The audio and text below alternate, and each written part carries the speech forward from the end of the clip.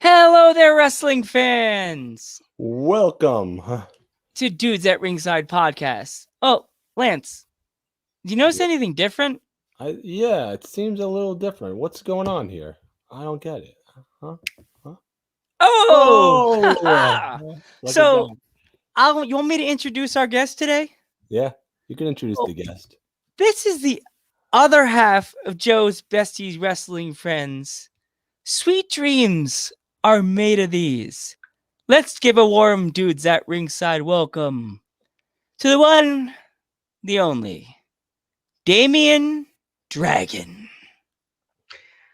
Hello, hello, hello. Welcome back to the padded room after so long. It's been a long time. I even dusted off the cane. Yes. It's great to see you, Mr. Dragon. It's always good to be seen. I even patted out the black hat to even give it a nice touch. There you go. I was gonna put the fedora on, but it won't fit with the goggle. The Yeah, headset. it's kind of a difficult thing. Yeah, it's kind of hard. I feel like JR when I told my parents gave me this for my birthday. I was like, I feel like JR in the '90s. That's awesome, WCW. Yeah. It's actually a place. It's a for both PlayStation and for PlayStation and PC or computer. Nice. So we have a few questions we want to ask you, Mr. Dragon. Go right ahead. All right. That's what I'm here for. Yes, I got the first question on the board because I think Lance had the first question for lovely Foxy. Yeah. Okay. Is wrestling the wrestling business as toxic as they say it is? I wouldn't say it depends on what you mean by toxic per se. Like there's different obvious forms of toxic. I mean, there's the locker room toxicity. Yeah, that's in what I terms meant. of like, in terms of locker room. Yeah. I mean, the last few years I was in and apart, really didn't see that as much as I had seen previously. And everything like that. There's always, everybody's always gunning for a spot, and then if you have a top spot, everybody's gunning for your spot. And I mean, that's what everybody wants to be the top guy. And then the funny thing is like, when you finally get there, and then you're working the last match of your show and everything like that, you're like, can I go back to being the first match? Yeah. Like, and everything like that. But I mean, it honestly depends on the type of locker room you have and the type of honest professionals that you have. Like the type of people you have in your locker room, like guys that are really learn the ropes and learn locker room etiquette and things of that nature and broken the right way with respect, discipline, and courtesy, because there is that. I mean, everybody is different. I never really had a huge problem with toxicity in most of the places I worked with. And like that. I mean, I saw my fair share of like unprofessionalism, but again, that was more so through people that weren't trained or anything. It was more so like that. But I mean, in terms of like, and you guys know I've been around a lot. I've been around a lot of people and a lot of names, and I never really had huge things like that. I mean, everybody hears stories from WWE, whatever the case may be, and I'm not there. First, I can't say what it's like there or anything like that. But I mean, in terms of anything I experienced, I never really experienced anything horribly toxic, so to speak. I mean, I had my fair share of things that I've seen, but never really part of a toxic environment, because also I never got involved in that stuff. That's not stuff I really chose to be a part of. I'm not saying sorry. I always heard like the locker room's bad. I always heard like the locker rooms could be toxic. Like if you're here and this guy's here, or you're here and this guy's here, he's gonna try to like say something to this guy, the promoter, to push you down, and they'll go up. You know what I mean? Oh, yeah, I mean, that's why I'm like, oh yeah, I mean, stuff like that happens, but I mean, what industry doesn't? I mean, I'm sure in your own regular jobs, you're up for promotion and somebody else wants to get that spot and everything like that. And of course, it happens in the medical field. It happens in any walk of life. It happens with the two guys working in Burger King, looking to be the cashier, or the guy that wants to work the fryer, whatever. That's any working environment. It's a matter of how you handle it. And I've always been a big advocate of let your work speak for itself. and no matter what it is, including wrestling. Let your work speak for itself. Let your professionalism speak for itself. And that will outshadow 9 times out of 10. That'll outshadow anything anybody can say about you. Because I'm sure I had my fair share of people say this, people say that, and he says, really, because he's not a problem in the locker room. He comes in, does his job, and goes home. Yeah.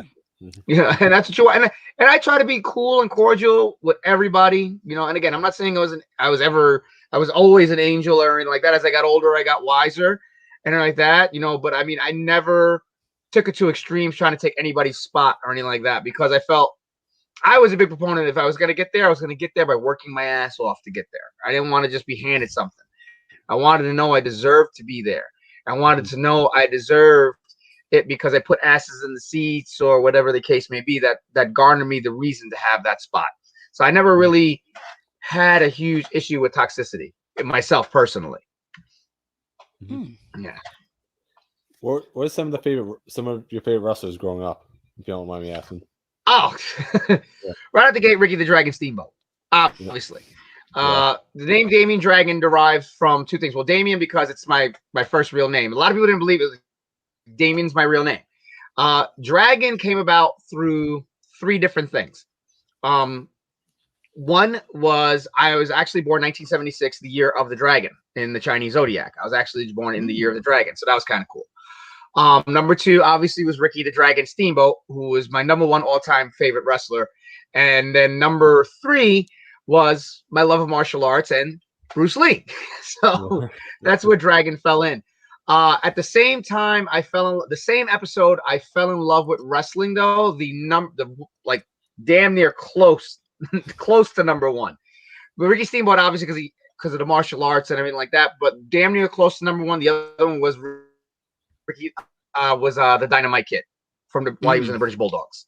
So I was a very young kid, about 7 or 8 or 9, and I caught, it used to be on UPN 9, it used to be on Channel 9 while I was living in New York, and it used to come on really late, and I caught the first episode of wrestling I had ever watched, and on that episode was Ricky the Dragon Steamboat and the British Bulldogs, and I was just like, this is awesome.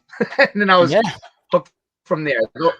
So those are like always my main 2 faves. I mean, there's been multiple ones going up throughout the years and everything like that inspire even to when I was, on the other guys, even to the twilight end of my career that, always inspired me and everything like that. Jushin Thunder Liger, the Great Muda.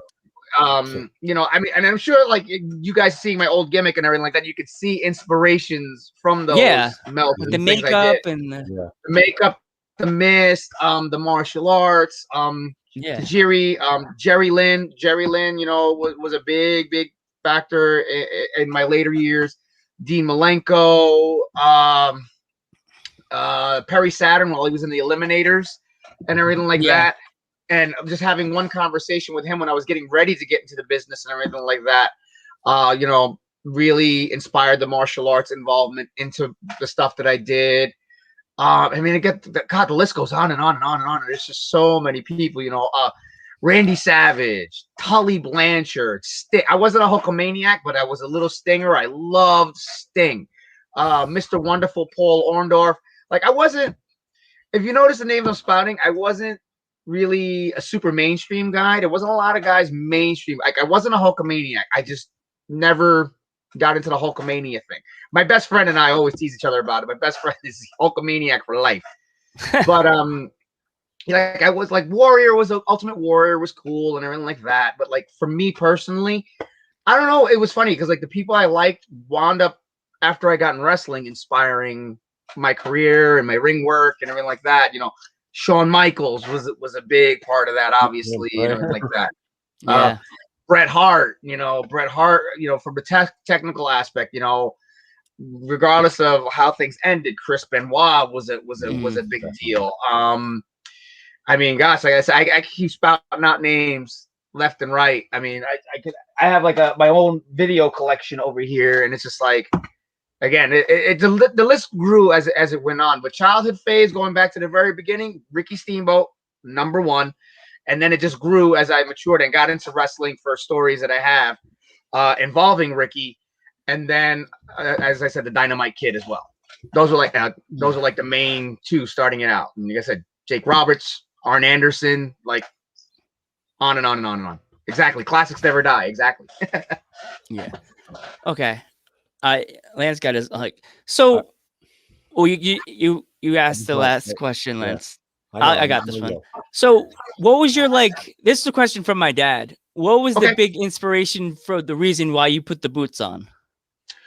Well, I had always, like I said, I got into it a lot while I was a kid. I was also very much into martial arts. Now, being a kid in the late 70s, early 80s, you know, like there was no internet, there was no real knowledge of how to get into it. And plus also it was like, again, it was back then, it was still, though it was popular and growing, it was still considered, you know, very hokey or whatever like that. So like, you know, no parent was like, you're not gonna be a wrestler. But I loved martial arts, and my dad always was very much into physical fitness, bodybuilding, and martial arts. So he put me into karate at age 11. And I did that for many, many years and became an instructor and everything like that. And then I had to walk away when I was about 18, 19, almost 19 years old. I had to walk away for personal reasons and everything like that. Plus, I wanted to focus a little bit more on college because running a karate school took a lot of time. You know, it was a lot of time, and it was just, you know, just like being in wrestling. Yeah. So I wasn't physically active because I'd been an athlete all my life. I wasn't physically active doing something in that manner for like a year. And then because of karate, I hadn't really watched wrestling in a long time. And one night I caught Monday Night Raw while I was on the USA Network, and I was like, remember loving this stuff. And I'm looking like, wouldn't mind learning how to do this. And I used to live in Williamsburg, Brooklyn, and the video store I used to go to, there was a really big dude there, and he was in wrestling, but he wasn't fully trained. You know, because of his size, he did independent shows because he was such a big dude. But he was like, hey man, he's like, look, I know of a wrestling school in Brooklyn, which was Gleason's gym. He goes, there's a trainer there, WWE Hall of Famer, Johnny Rods. I was like, yeah. He's like, you want to go and check it out? I was like, yeah, I want to go check it out. So we took the trip down and everything like that. Sat down, spoke to Johnny for a while and everything like that. And I was like, I want to do this. I absolutely want to do this. And then I talked to my dad about it, and my dad and I had a huge argument. And everything like that. And I was like, well, I want to do this. And he's like, well, I'm not giving you the money to do it. I says, okay, I'll tell you what. I'm going to take any money I have saved from the job that I had and tell everybody, don't buy me Christmas presents, including you, and everybody just give me money for Christmas. And I'm going to use that money, and I'm going to pay my own tuition. And that's what I did. I paid my own tuition into karate school. I mean, to professional wrestling school and everything like that. So I started training at Johnny Rod's in 1996. I actually have my school contract still. The day I signed up, he even gave me his Hall of Fame induction ticket for that night. I have his induction ticket, autographed and everything like that. Hey, what's up, John? It's John. So he actually, the day I signed up, he actually gave me as a gift to start my journey. I have his Hall of Fame and ticket for the event that night, autographed to me and everything like that. And I was off and running from then. I mean, and then I was fortunate because there was people there that were there before me. I went and trained every single day that he had available, and I was there from opening before he even got there till closing.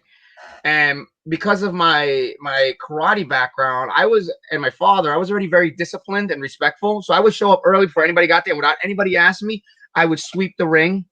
I would sweep out the ring. I would clean on my own. And I didn't know anything about wrestling having its own etiquette or anything yet. I had no clue. I would just sweep the ring and I would do whatever.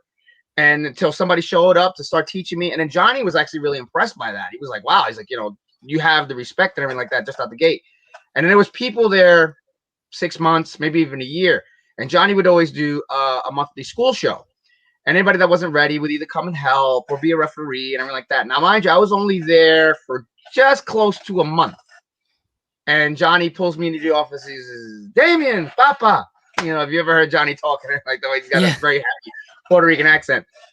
He says, Papa, I'm going to give you your first match. And I'm like, Johnny, I've only been here a month. Like, there's guys here that have been here way longer than me. And even then, I was like, these guys have been here longer. They're wicks. He's like, yeah, but they're not ready, Pa. You ready. You're ready. You can do it.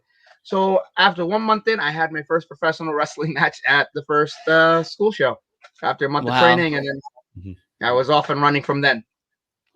He must have trusted you then, He must have really trusted you. Yeah. Well, I mean, like the guys, I mean, it was hard training. I mean, I had, for a guy that did karate, the first day I could never remember being so sore in all my life. I kept a diary for like the first week, and I actually have my diary entry still from the very first day. And I talk about like being from the top of my neck all the way down, completely sore, like I had never been in my life. And I was there at 10 o'clock in the morning. The next day, the doors opened at Gleason's gym to do it all over again. Mm-hmm. And I never missed I didn't miss a training day, anything. I was just there religiously and learning my roles, learning my bumps. And then I just want to say thanks for everybody who's liking us on Facebook, by the way. So, absolutely. Good for you guys. You should be. Yes. Keep it up. But I mean, yeah. So I mean, I got pounded around and pasted, and I got the tar beat out of me and everything like that, and turned it into something. Yeah. To this day, the most honored thing I still get, because I talked to Johnny, I want to say about a month or two ago, I talked to Johnny because I touched base with him since we haven't been able to. I want to go see them, obviously, and help out the guys a little bit whenever I can. Hey, Doug, what's up, DC? Like he says he still says it to other people, and they tell me he says it, and he told me in front. He goes, Damian, to this day, you're still the best cruiserweight I've ever had. And I was like, wow, wow, like that means something, that really, really means something to hear it from him, from Hall. And he's seen his fair share. I mean, he trained Taz and Big Vito and all these guys and everything like that. So to hear something like that is definitely amazing. Hey, I thought you said we're on Facebook. You said no Facebook. He said no Facebook, but it says at Facebook I got a like right there, so in the corner. So yeah. So do you still play the like video games and stuff like that, like the 2Ks and stuff like that? Oh my God, the last 2K was terrible. It was garbage. So actually, so my wife, my oldest son and I, we just gave up on it, and that's what I had posted the picture during quarantine. It's like, we're gonna go back and play 2016. You have 2019 because Kid Crazy, my character's on that game. You could find me, Kid Crazy. Oh, yeah? You could play. You could have Kid Crazy and Damian Dragon as a tag team, but LWO. Actually, we jumped it back to one of like the early. I think we jumped it back to the first one. Like we went all the way back to the first. Oh yeah, the verses, right? Marauder, that's in the comments. Marauder, he took my guy, changed my shirt. Oh, there's your buddy. Danny, she says it's live on Facebook. Yes. Hey, Danny, please don't beat me up. Here's my wallet. See, Danny, you made me drop my wallet. I'm sorry, Danny. Oh, the person that they don't have Facebook. Oh, okay, yeah. Oh, so yeah, Marauder, he's a good at creating wrestlers, and he took my wrestler from 2019, changed my shirt to the LWO. And he says he put me in a tournament, and he's like, I don't think you guys are gonna do that good. You guys didn't do good online. He says I pretty much took the whole tournament. I was like, awesome. I was like, what? I'll take it. So if you get 2K19, look for Kid Crazy. Put it. You can make if you said your guy's not on the 2K roster. If he is, I'll find him. I'll download. Yeah, him. I'll put it out there. I'll definitely put it out there at some point. I think the best one I made. Like it's on my Facebook, my Damian Dragon Facebook. Like I think the best one I made was like 2018 or something like that. It came out like really good. I was like, I don't know, I took my sweet little time with it and everything.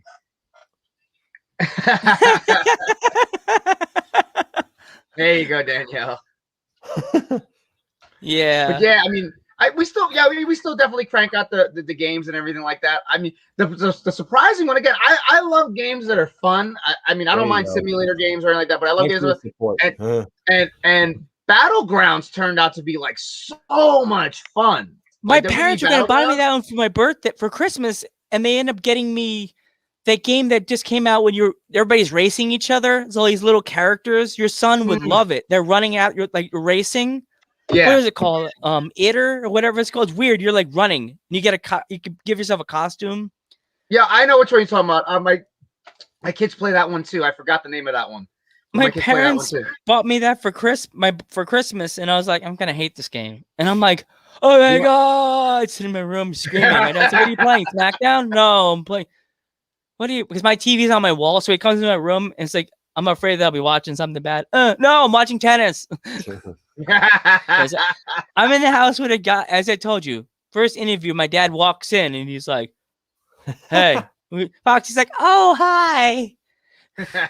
And the first thing next day, my dad wake up and my dad says, Foxy was smoking a cigarette, and my dad walks in, he's like, oh, hey, we're talking to Foxy. How many cigarettes did she smoke? I'm like, I don't know, Dad. She was sitting there just like, hey guys. I'm like, this is free range, Dad. We don't care what they do on Dudes at Ringside podcast, unless they're doing something. You know what she's like very. When it goes back to the old days, like of bars and all that. Like when you're in a social situation or you're creating, you don't realize it. Otherwise, it's never that bad. Like once you start talking or you're at a bar, you don't even you're like, oh hey, you don't even think that you're doing it. Because like when we're upstairs and we're watching TV or whatever, we barely do it. Yeah, no, it was cool. I thought it was funny. She was like, my dad's like, she was smoking a cigarette during the interview. And I'm like, it was like we're hanging out in the bar. That's what I want Dudes at Ringside podcast to be like. And that's how we do. Like that's how we always have done our interviews. It should be fun. It shouldn't be so formal. Stiff. And you don't want to be like stiff like wrestling. Like you get a clothesline and you don't fall the right way. Like we're talking about wrestling. Yeah, like we're talking about wrestling. Okay, come on. Have you ever wanted to change your name into the Reese's Dragon? There you go.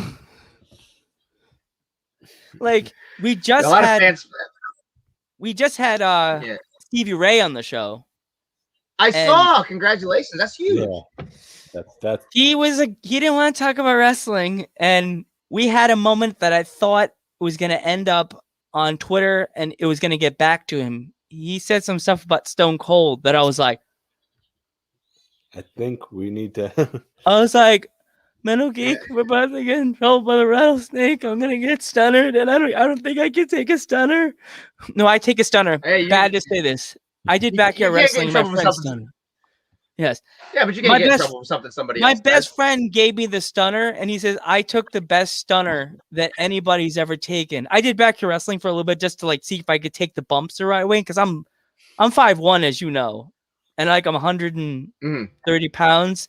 He says I took the stunner the best, and I totally rocked it. I flipped over, I popped up, and I was like, and then I fell over.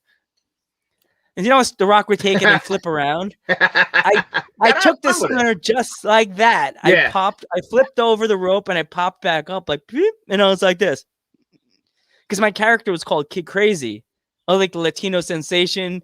So I took the stunner, like, boom, and I popped backwards and I bounced up like, and I fell over. He's like, have you seen the new Godzilla movie by any chance? Or you gotta have fun, man. You gotta have fun with it. Yeah, you gotta have fun with it. Yeah.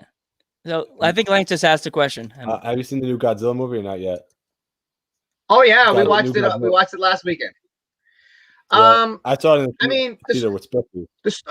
The story was a little weak to us. The story was a little on the weak side, but I mean, you don't really tune in fully for the story. You came to see the monsters fight. You're waiting to see the monsters fight. And in this household, we're very happy because Godzilla proved he was king. He was the man. Godzilla is the king of the monsters. Period.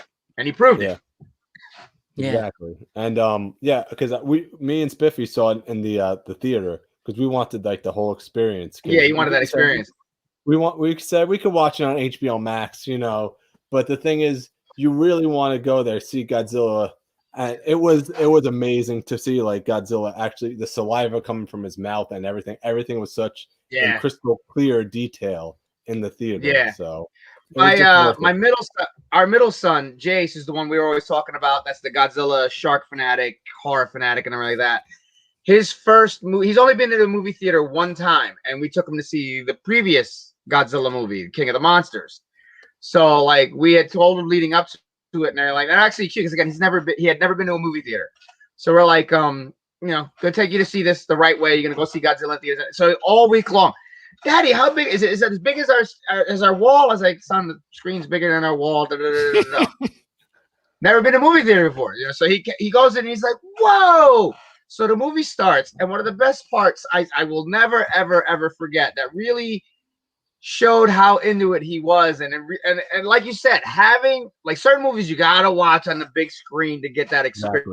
Exactly. Yeah. And that's what we wanted for him. It's the part, spoiler alert, and if you haven't seen the first one by now, oh well. Or the second one, King of Monsters, is when they're in the submarine on the water, and they see him in the distance, flashing the blue, and all of a sudden he goes off screen and he just zips right by the camera. The part where it goes silent and he zips right by, I kid you not, my 10-year-old son probably jumped about 6 feet in the air. So, wow! He like flipped out because it was so loud and it was like right there in your face. He jumped so high. He was like, ah! He's like freaked out. But I mean, greatest thing I ever saw in the theater was watching him jump a mile high when Godzilla went across the screen.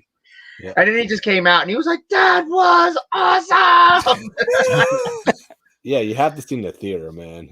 That's the whole experience. And like this guy in the comments saying Mortal Kombat has to be the next one you have to see in the theater. Yeah. Well, we're doing that. Yeah, that one I think that's next weekend, right? Yeah, we're definitely 16th, right? Yeah, Is it? Did they say 16th? No, they moved it back. Well, it was supposed to be today. Yeah, they pushed it back for next week, so it's gonna be next week. So yeah, we're definitely watching this question.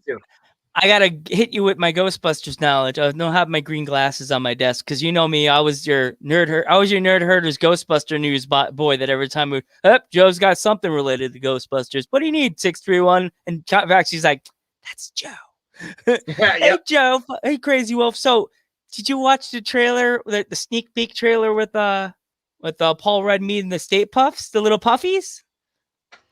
Yep. What'd you think of the little puffs?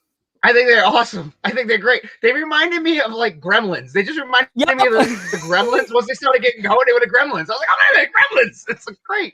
They were like, didn't I have to send you that trailer and you saw it? Or did you watch it on your own? I forgot. Oh, I think you sent it to me and I actually watched it. And I was like, it was a quick clip, but Yes. Yeah, my sister. It was enough. It was enough. I posted it on Instagram. I mean, and then, because Dan Law, who does Nerd Herders with us, obviously is Dan. Yep. We watched his show last night. But Dan said, because we were chatting about it when the trailer came out in our own little messenger group, we were chatting about it, and Dan says, I don't need when they release these things as toys, and I know they will. I don't need one. I need many. They are. Did you see the leak of the toys? They're going to be little boxes that look like the slime with them inside of it.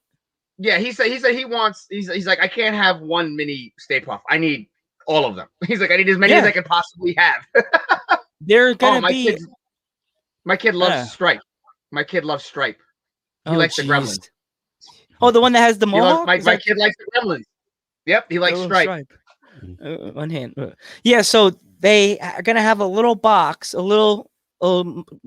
guess it looks like the old real Ghostbusters box with the slime in it, the little tub. Yeah, and it's gonna have, I guess, the white stuff, and I guess he's underneath it, and it's gonna be all different little Stay Puft. One on fire, one with the match in the middle of them laying like this, one that's like has a head of a Stay Puft playing drums on it. Like those are gonna be the ones that you're gonna be like, oh, that scene. I need them all. I need them all. Yeah, I can't wait. When I cried when that's why on Facebook I put that picture of Mechanic Race pushing the flight suits back, and it's just her looking at Egon. I cried because I was like, I just got the chills up my spine because all I could think is that song from the 80s. That one he says, I posted on my Instagram story with the picture.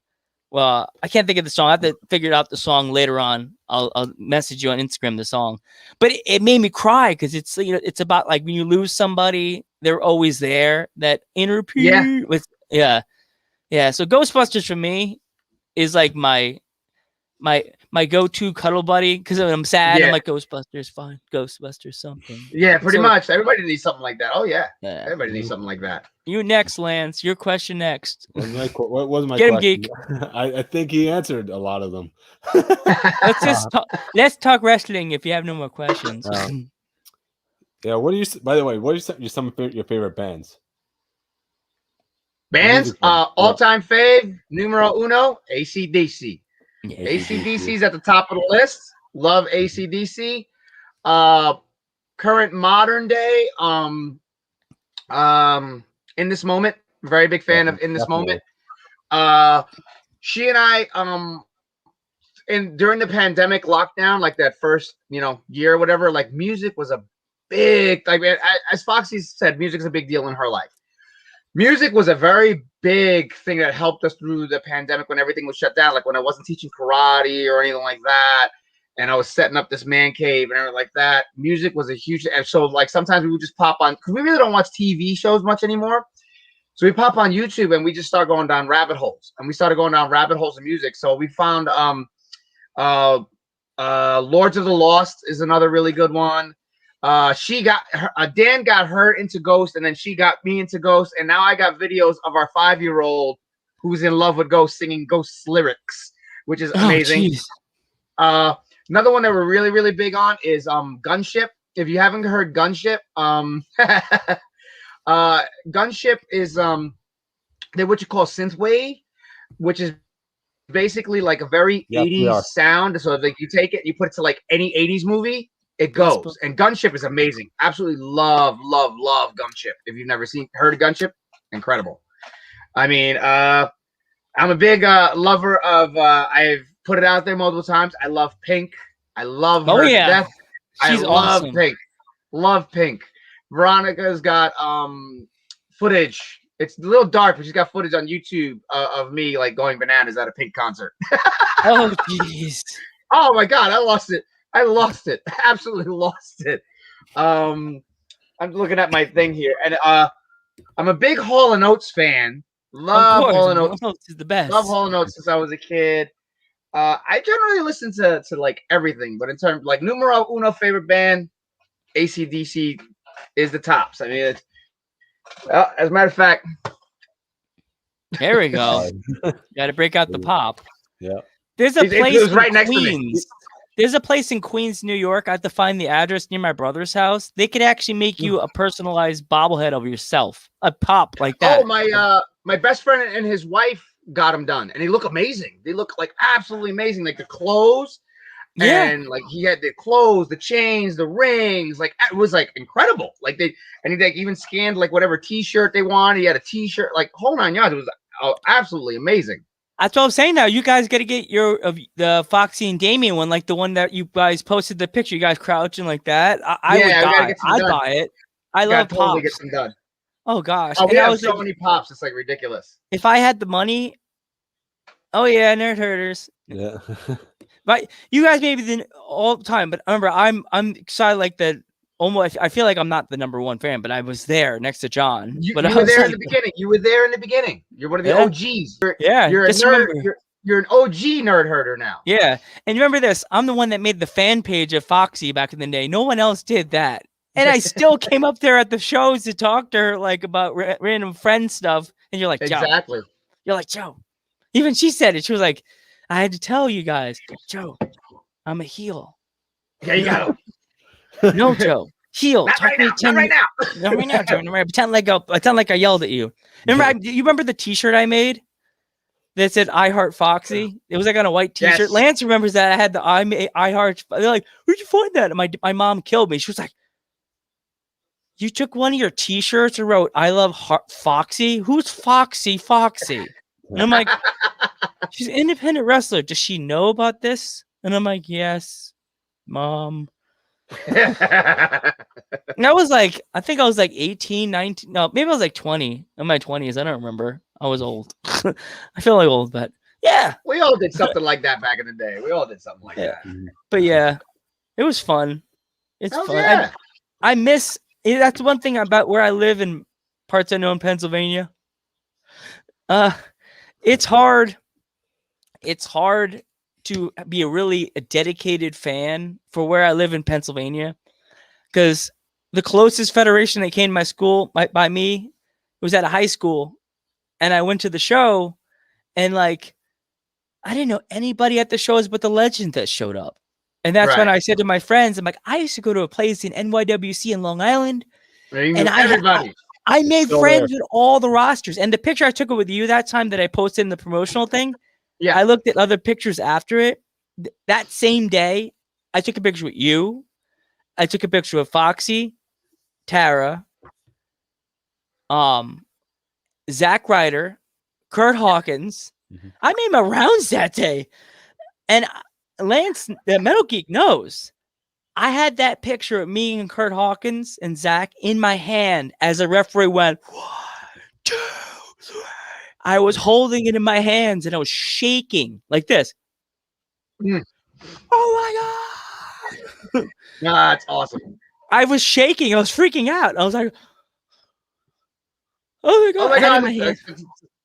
Like to watch that, it's just like, yeah. And it's funny. That's well, if you don't know if you heard my intro, I kind of took away the hello, but I say hello there, wrestling fans. Yeah, there you go.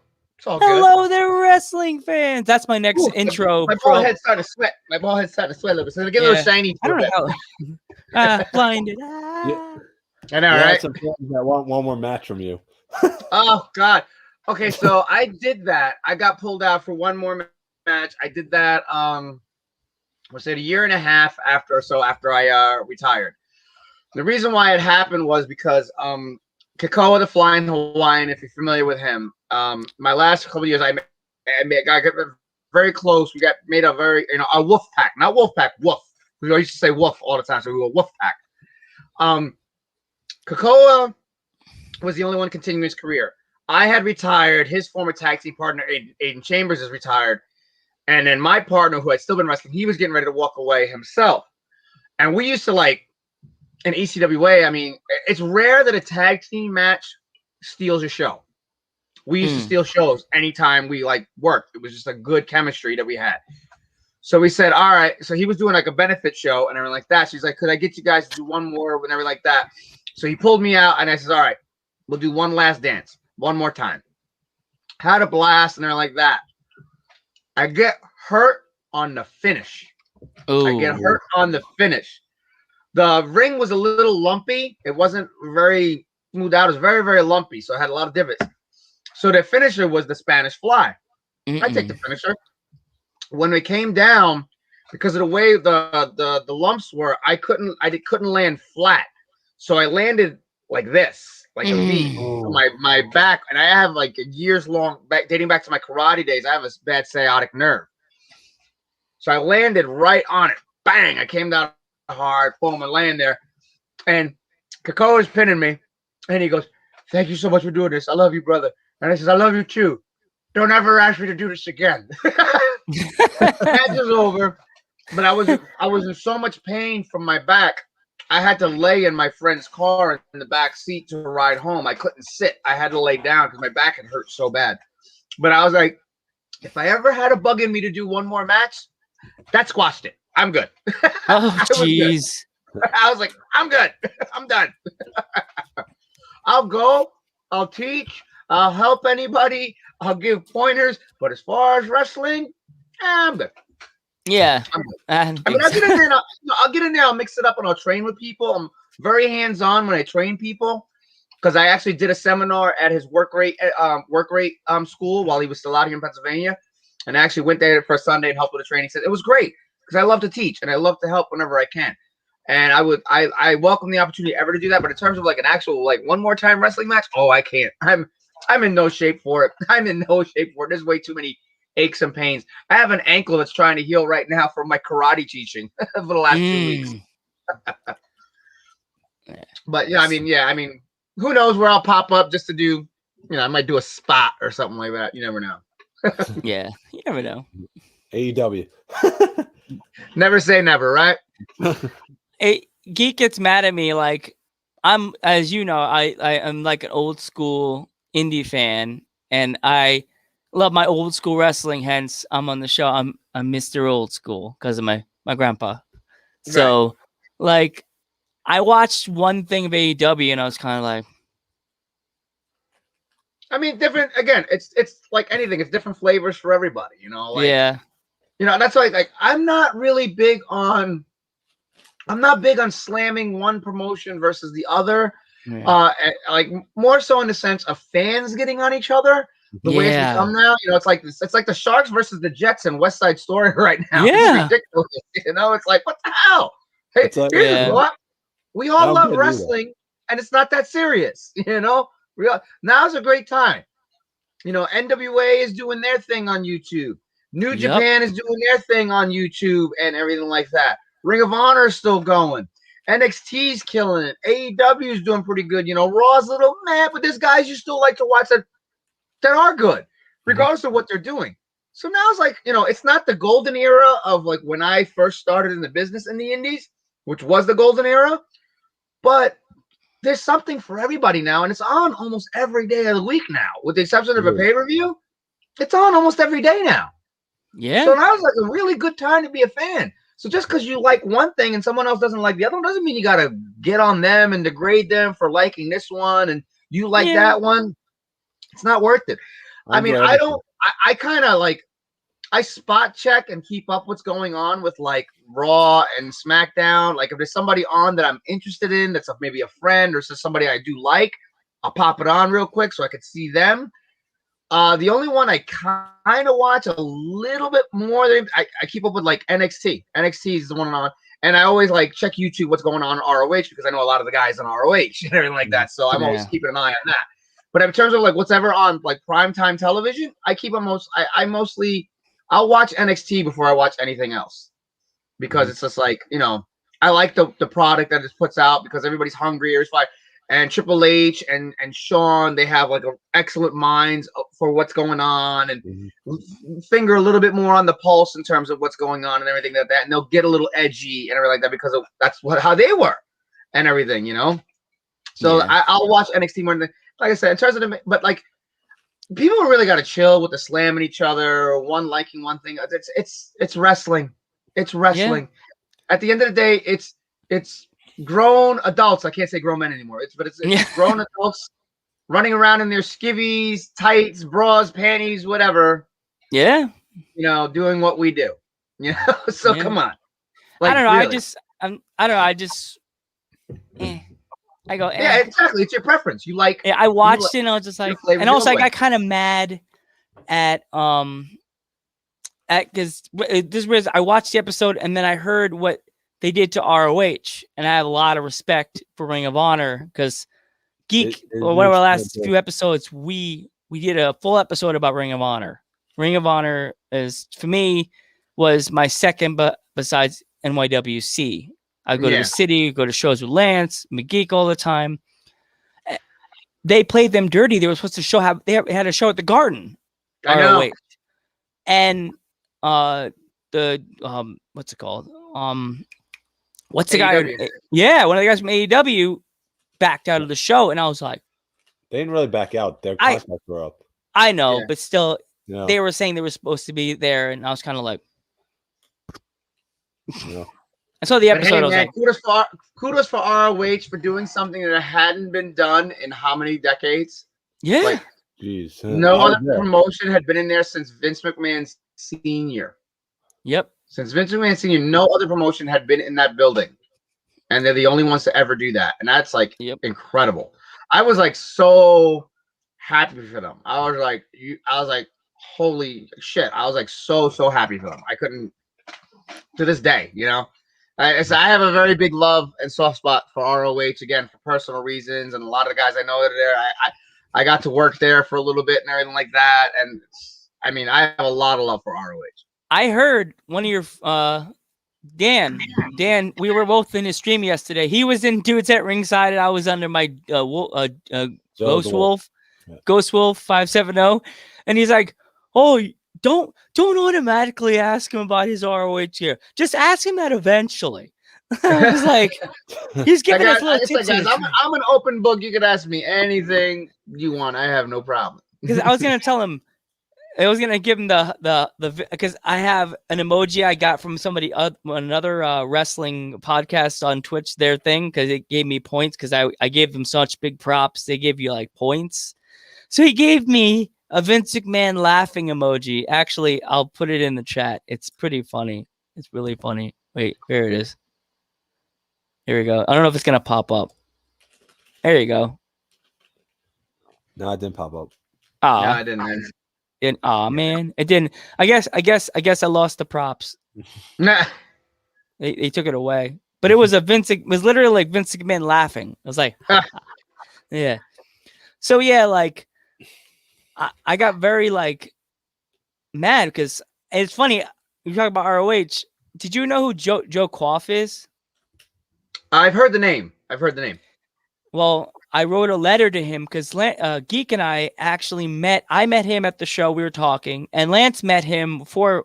What pay-per-view was that, Lance? It was on our airplane going to WrestleMania in New Orleans. I stopped at Baltimore, and I was like, I wonder if any wrestlers are going to be here. Well, you know, Joe Koff was on our plane, which was actually really cool. Yeah.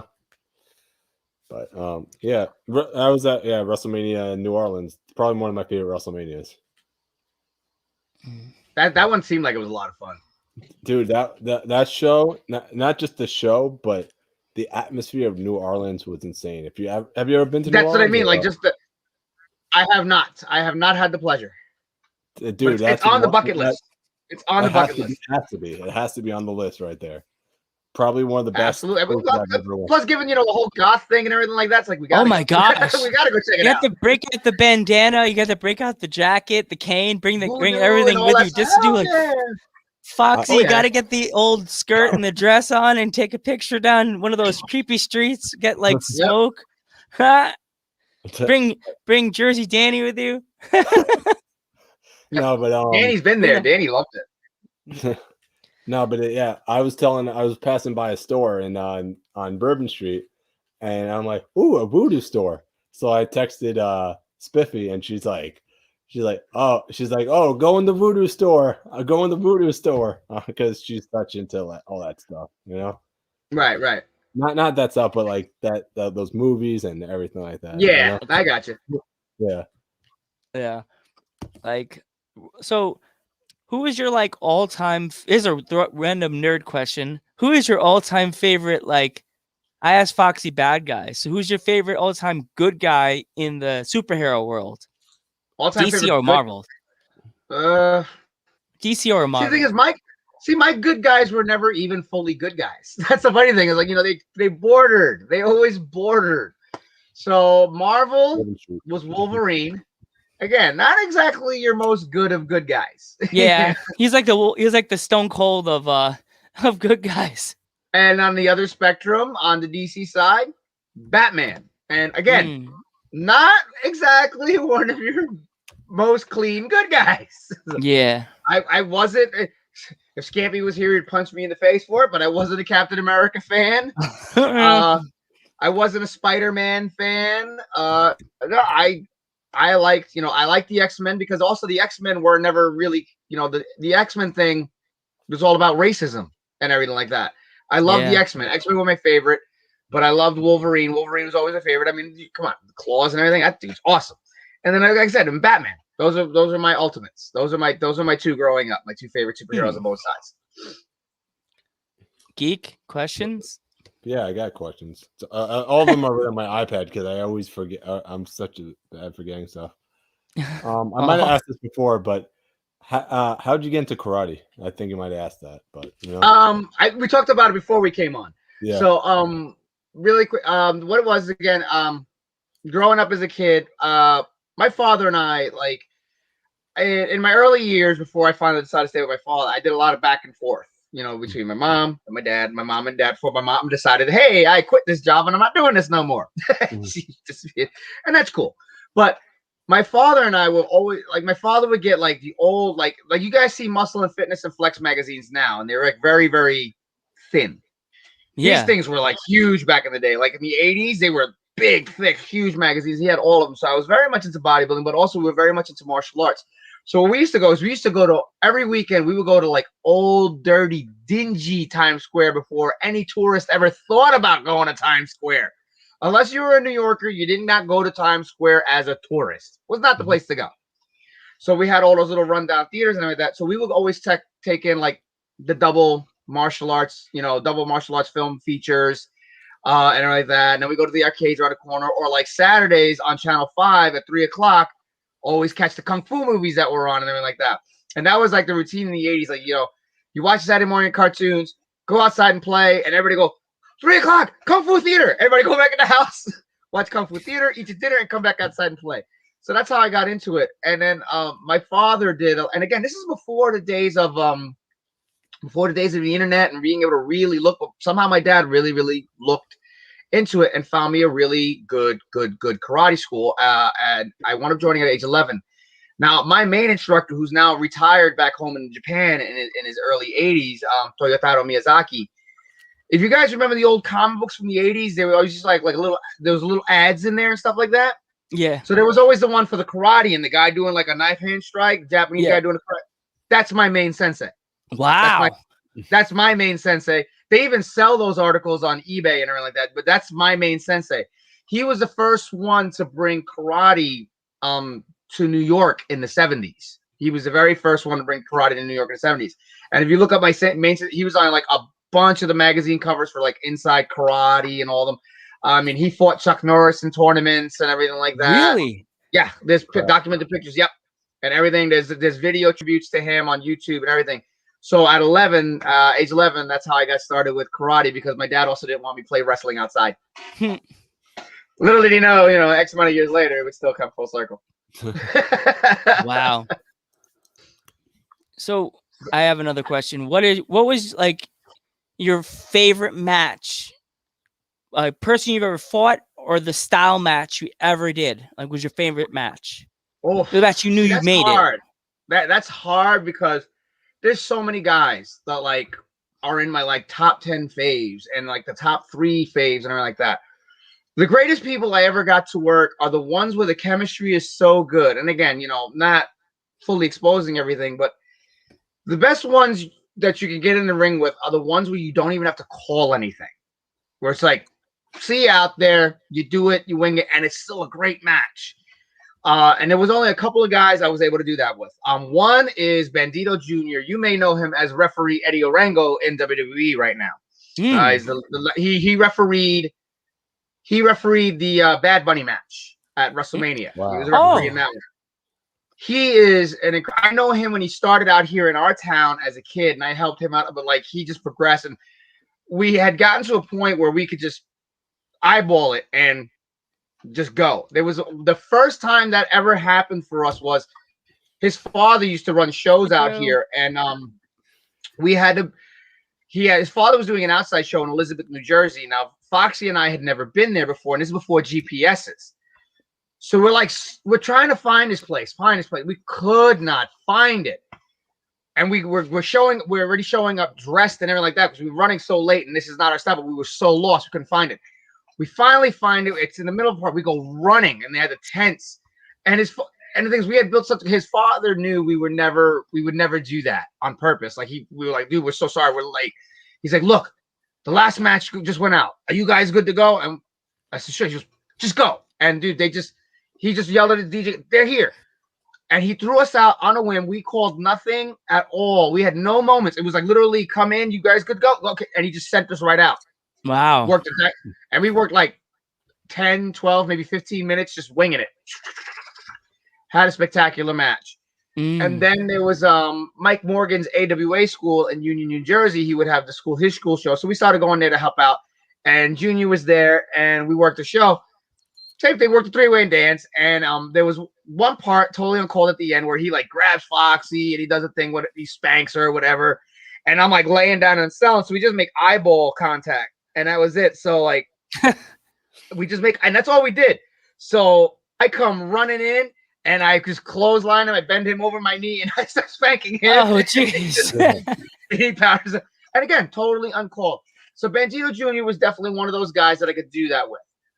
Another one that I loved, and I wrestled him 1,001 times, and I love him to death. Jay Lethal. Jay Lethal was another one. Jay Lethal and I, after a while, we had wrestled so many times. It was like we'll go out there and we do whatever, and we used to have a lot of fun. But there was one time, like the show was running really, really late, and our tag team partners got there late, and they're like, "You guys got like 5 minutes." So it's just okay, whatever. Everything we had and mine got tossed out the window. So we just made a whole thing of Gaga. We made a whole thing of Gaga, but it still turned out to be good. So it was like Jay Lethal and his partner doing Dusty Rhodes type of stuff the whole way through. Yeah. And me and my partner was Sean Sheridan. And the angle with us is we couldn't touch each other, but we didn't get along. So it literally starts out. It's freaking hilarious. Like comes in. We start arguing who's going to start the match. I'm starting. And again, we haven't called any of this. We haven't called none of this. I'm starting. And they're like arguing, who's this? And we yell at the referee, I'm starting. We turn around. They both clothesline us outside of the ring. We both go outside of the ring. They go to do the throw us into each other. We both run towards each other. We stop, slide, and we go, I'm starting. There's my buddy. There's Thunderfeet. Right there. There he is. Hey, what's up? What's up? And we start yelling, and we just, again, he was another one I was able to wing it with. Other favorite opponents, Reckless Youth, Tom Carter, Steve Carino. We had 1-on-1. We were supposed to have a rubber match, but me and Steve Carino, we used to have this great. And for two guys that are two completely different sizes, I mean, because he's much bigger than I am. I mean, we had great chemistry, and he turned into like such a great mentor of mine, and I further learned from him as I was progressing. Matt Stryker, I had some pretty good ones with, and like that. But like those are like my top ones. I had another one. His kid Pat. I can't remember his wrestling name all of a sudden for the life. IQ. His name was IQ. His name was IQ in Rhode Island for PWF Rhode Island, and him and I like just used to have this tremendous chemistry. And the last match we had against each other, that ties into like a Ricky Steamboat story that I meant to have Ricky Steamboat stories, and that ties into a Ricky Steamboat story that like hits me so much and like that. But he's another one that unfortunately it's a shame he was only a New England guy because he's from the same area where Sasha Banks and all of them. Like Sasha's married to one of the guys that was from that promotion and everything like that. She's from that whole group and everything. And he was one of those guys like if he had the right physique and build, he had the mind, he had the tools and everything. He was so good. So like those are like some of my top favorite guys. Another one too that you guys are familiar with. And I wish our last match together was better, but it was just my emotions and nerves because it was the Super 8 and it was the last one and I was hurting a lot. And different is Papa Don. Papa Don and I just always had, from tag team matches to singles matches, we always had just really good chemistry and really fed up. And I'm always to this day still very heartbroken at how our last one went. But when we look back on it and everything like that, it was like, it kind of worked into the night and the evening. It wasn't what we wanted it to be. But for the night, it was perfect for what it was, for what it meant and everything like that. But Papa Don's like in that top 5 list as well. So that was probably like, and again, nothing against anybody else I ever worked, but like those guys are like right at the top of the list. Flying Hawaiian, Keikoa, another one. A lot of good guys, but look, those are like my main guys right there. Yeah. See, I remember like when I went with Geek and Thunderfeet, we went to this. I think Thunderfeet came with us. I'm not too sure. Geek, did he come with us to the Psycho Circus where Damian was in it? I remember being there, watching you climb the ladder. Like Geek watched the video. He said you were on top of the ladder and you fell through. I got in so much trouble that night, and there's actually all right. So I'm gonna give you guys an inside scoop on Psycho Circus that night. So you guys gonna get the inside details that night for that one. All right, so if you guys remember, I got jumped like the month before, or whatever, earlier. They beat me up, cut my hair off, and everything like that. And then I started doing the goth rod thing because I got beat up so bad. I suddenly thought I was a goth Roddy Piper. Henceforth, the goth rod thing. Yeah. So we get there that day. Now Foxy is still pregnant, very pregnant, very emotional. And so we're in the ring, and Mikey comes up. He's, "Hey kid, so you're going over tonight. You're Soul Survivor. You're going over." I said, "Really?" Me? Said, "Really?" He goes, "Yeah, it's gonna be you." I said, "Okay." And if you remember talking to Mikey, that's Mikey. Yep. I says, all right, cool. I ain't arguing with it. Biggest show of the year. I'll do it.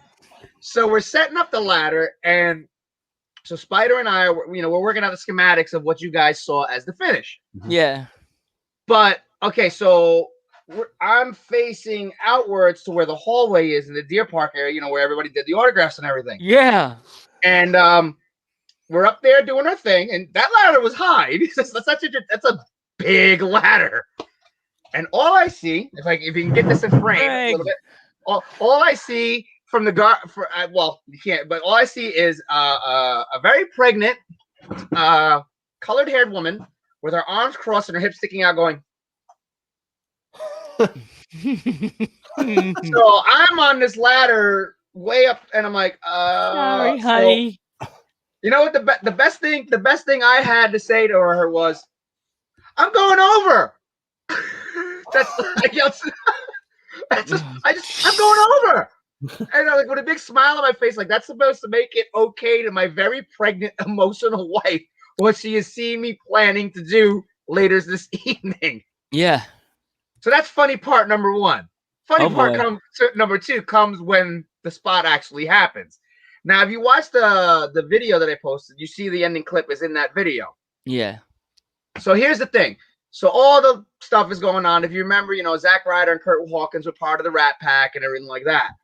There's thumbtacks in the ring and everything like that. So the thing with the thumbtacks, quick, funny, Scampy story is Scampy never liked his family coming around to watch him wrestle. He just didn't like it.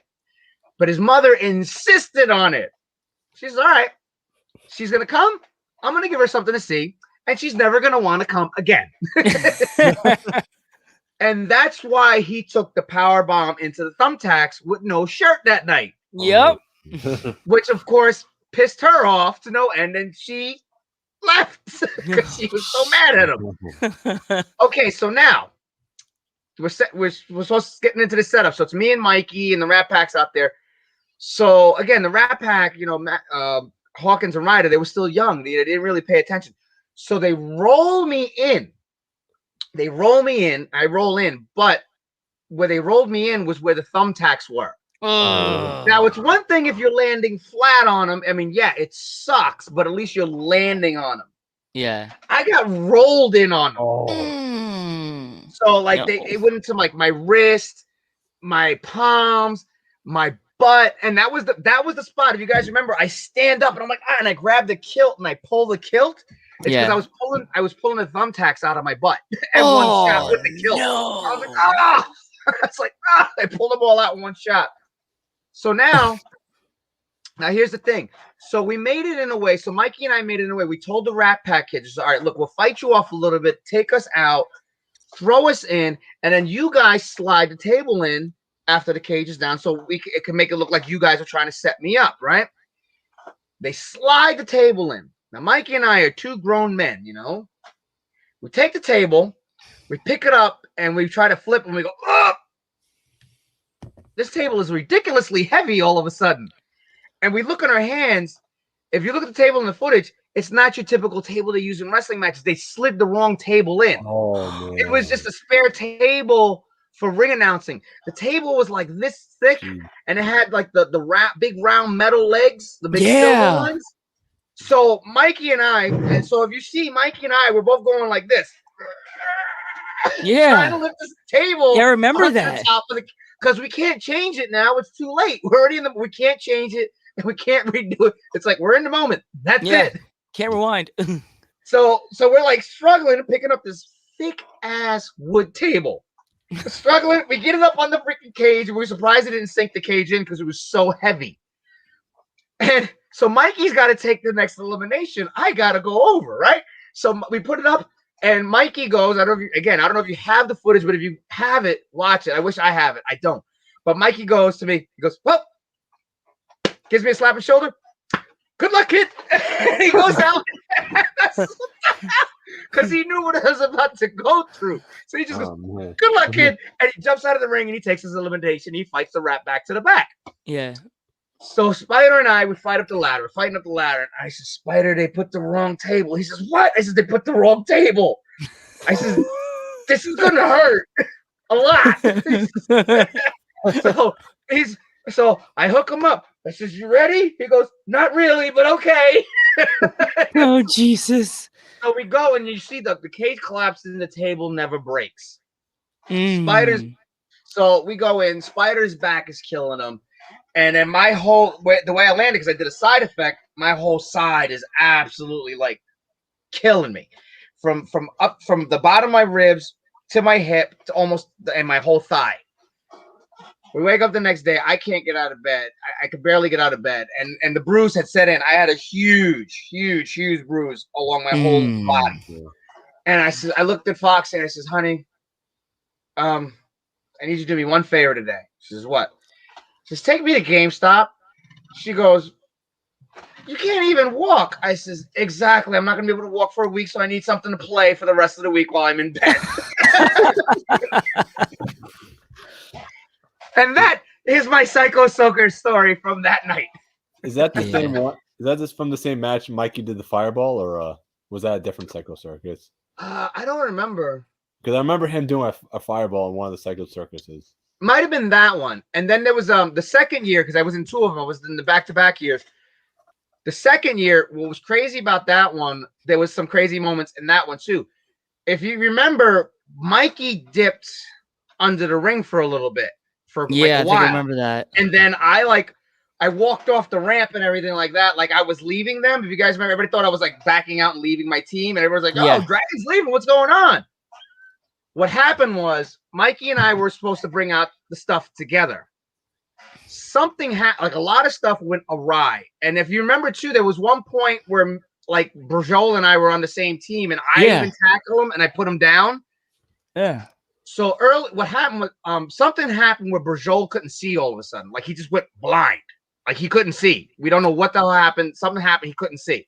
Oh wow. He goes from working mode to self-defense mode because he can't see anything, so he doesn't know who's hitting him or whatever. So I push him down as hard as I could. That's why I wound up on my own partner, and I push him down. And I says, "Joey, it's me." He goes, "I can't see, bro. I can't see." I says, "Stay down and roll out, let Crush." And so that's why Crusher pulled him out and put the boots him till he can kind of get back to what was going on. Then Mikey and I were supposed to go get all the weaponry with the shopping cart. So something happens. I see Mikey dip down, and we're getting up to that point where we're supposed to go do that. I said, "Where the hell's Mikey going?" I look under the ring on the opposite side of him. Mikey had just finished throwing up. Oh, jeez. He fucked up his ankle. Pardon my French. He messed up his ankle. He said, "I think I broke." He goes, "I think I broke my ankle." He goes, "My ankle's fucked. I think I broke my ankle." So we're yelling at each other from under the ring across the ringside. She says, I think I fucked up my ankle. I think it's broken." I says, "Shit." I says, "All right." So I had to think quick. Now it was on me. I was like, "All right, we got to get to this spot." So that's when I was like, I just looked at Mikey and I says, "I got it." So I roll out, and that's when I started walking up the ramp and making it like I was gonna back out and I was gonna leave. And I was like, and everybody's like booing me for a hot second. And that's when I went, and they're like, "Where's Mikey?" I says, "Dude, somebody's got to go check on me. He might have broke his ankle. Give me the cart." And that's when I came back with the cart and everything by myself. Mikey and I were supposed to do that together because we were the two whacked out, weirded ones. Yeah. And everything like that. So there was that happened. So that happens. So then my elimination point comes up, which is Burma tosses me onto the table with the mouse traps. So I'm supposed to hit the table with the mouse traps, and it's supposed to break. So I think there was a multitude of problems with it. It was a shorter table. Like it was the right table, but it was shorter, so it was a little more compact. And I think the combination of the glue with the mouse traps made the table a little stronger. So when he power bombs me on it to eliminate me, because going to the table was an elimination, it don't break. So now I've taken a full power bomb onto mouse traps. So I'm like, oh my God, this is killing me. I was like, it hurt. I was like, oh my God. So Burma's like, "I'm gonna splash you." Okay. Okay. Good. So I'm laying on the table. I'm like, all right, well, I'm already squished. By the time he lands on me, the table should break because he's a big guy, right? Mm-hmm. And if you remember, he goes to splash me, the table don't break. So now I'm like, oh, it's like Jesus, because he put everything he had behind it to break the table. Burma decides to try to do it one more time. Boom, it don't break. I'm So I literally, with no breath in my body, I go, do something else.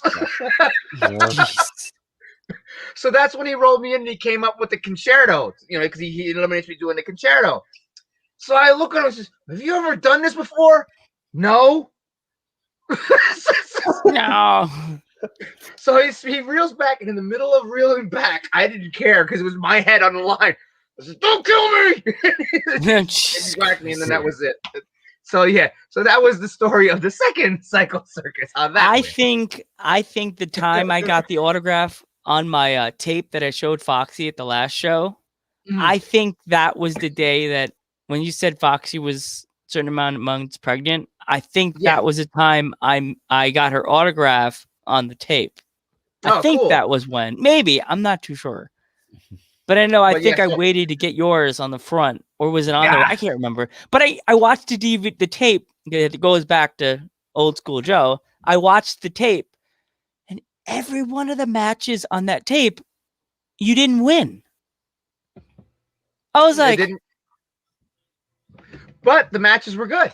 They were all good matches. I just was like, yeah, Damian didn't get to win as many people as much as people thought. I was like watching, I was sitting, I was like, yeah. It's a little depressing, but at the end of the day, my thing was, again, going over versus whatever. Yeah, it is what it is. But in the end, it was always a matter of the people were happy and they enjoyed the character, and the character, regardless of winning or losing, still managed to maintain, and people still got behind it. And I think it was just kind of like that. People just wanted to see Disturbed get his moment. Yeah. And that was how I always approached it. I learned that, and it was funny because very, very early in my indie career, before I developed and before Foxy and before any of you guys knew me, I was wrestling a couple of shows at the Elks Lodge, early on. And one guy I wrestled back then, and he was a really good guy. At that time he was a veteran, and his name was the Shark Attack Kid. He was kind of a Northeast guy, but he wasn't a big name. But the guy had tremendous mind and everything like that. So it was I was at the Elks Lodge. I was young in the Indies. It was the first really big show I ever did. I was working at the Elks Lodge, the Madhouse of Extreme in Queens Boulevard. First time ever I was doing this. And they told me I wasn't going over. I was putting him over. And I was young. I was bummed and everything like that. So when I came out the curtain to work him, it kind of showed, because I was so in my head about, oh man, this is Elks Lodge, I'm not going over, And I came back, and he pulled me aside. He goes, kid, let me tell you. He goes, great match. We had a great match. He goes, I love everything we did in the match. For someone who's so young, the only tidbit I have to tell you is, don't come out there like you're going to lose the match because you're going to lose the match, because then nobody's going to get behind you. He says, don't come out like you've already been beat. Come out like you're coming out to win the match, and then people will get more behind you. And it stuck with me from that point ever on, and it always changed my mentality on it. And because again, I was young, I didn't know any better. But yeah, he told me, he says, don't ever come out looking like you're going to lose because you're going to lose. He goes, that's not what it's about. He goes, go out there, have a great match, and if you put on a good performance, and they do this at the end, even if you lost, that's what matters. That's what matters is they give you this, and you put on a solid match. Yeah. And I took that with me all the way to the end.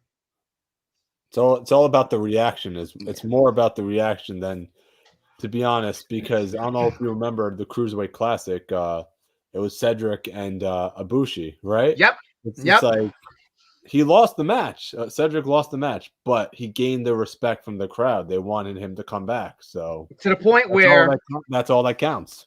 Yeah, to the point where Triple H came out and was like, "Okay, let's go talk. Let's go talk. We hear you, right?" Yeah. So again, it's not about the wins and losses and certain things. There were times where I was like, you know what, this loss is hurting whatever it is we're trying to build on. But again, that was coming from a psychology standpoint of certain things as I got smarter with it. And I was like, all right, this doesn't work for this and everything like that. But, I might say it doesn't work for this, whatever like that. You guys do what you want, but I'm just giving you my point of view and my knowledge on what I'm seeing, but whatever. But at the end of the day, it was what it was. And it held true all the way till the very last time my partner and I worked Ring of Honor. It had the same thing happened in Ring of Honor of all places on the very last match that we had, which is actually on YouTube because it was one of the internet exclusives where we worked the Headbanger and everything. Which, you know, that's another long story. But I don't want to cut you guys questions off. You guys have questions, so I'll let you guys. Yes, questions. Yeah. Right before we do the questions. Right before we do the questions, we always have our guests do a promo for us. Yeah. Oh, so God. Oh, I'm out of practice here. Papa Don says I suck at these. it's pretty much the easiest promo ever. We were a little early when we had Foxy do ours because she didn't say our names, and I was like, oh, it's Foxy. She's like my sister from another mister, and you're like my brother from another mother. So it's like you kind of look like me now. We kind of look before we both had the hair. Now we both don't have the hair, so we're brothers now. Like the Baldy brothers now. So just if you can put the top hat back on and grab the cane. Yes. Got to have the Damian. You just have to make it look creepy and awkward and say, hello, I'm Damian Dragon, and you're watching Dudes at Ringside Podcasts with the Metal Geek, Joe the Panther Jr. Enjoy. And then you say whatever, you'll say your creepy Damian phrase or whatever. Sweet dreams are made of these. Or you have to come up with some funny, crazy, scary, gothic, creepy thing. All right, ready? I'm going to try the best I can. I'm so out of practice with it, but I'll try the best I can. It's okay. Ready, set, go. Good evening, fellow inmates. How's everybody doing and playing nicely this morning? Have you taken the green pill or the red pill? Either way, it doesn't really matter. They're all very fun. Here at the padded room, you are joining me and the Dudes at Ringside podcast with Joe the Panther Jr. and the Metal Geek. Who knows what you'll be in store for? Who knows what I'll be in store for? I don't even know. Maybe, just maybe, if you're good enough, there might be some races in it for us. Oh yeah, oh yeah. Sit back and enjoy. And don't forget, never look under the covers. Perfect. Love it. Always fun with Damian Dragon. I think that was the best promo we ever had. Because it was so. It's the one that doesn't make sense. It's just Damian Dragon. Well, that was again, I learned so much from different veterans. Like the one thing I don't know if you guys remember how much you've ever Reckless Youth from the Indies. He was known as the King of the Indies at one time. Reckless Youth, Tom Carter, but he was known as the king of promos on the Indies, and he was actually in OVW for a while, and they just never called him up. I mean, tremendous wrestler, all night. He had everything. He was known as the King of the Indies. He was in the original Super 8 and multiple ones. But he's had the most unbelievable promos. And as I was trying to get better at them, I says, Tom, what's the key to a good promo? Because you know what's the key to a good promo? Don't talk about wrestling. Because everybody talks about wrestling. Don't talk about what you're going to do to the guy or anything like that. Because that's what everybody says. Yep. Mm-hmm. Create a story that has nothing to do with wrestling, and that's what's going to interest people to listen to what you're talking about and everything like that. Because otherwise, it's formulaic.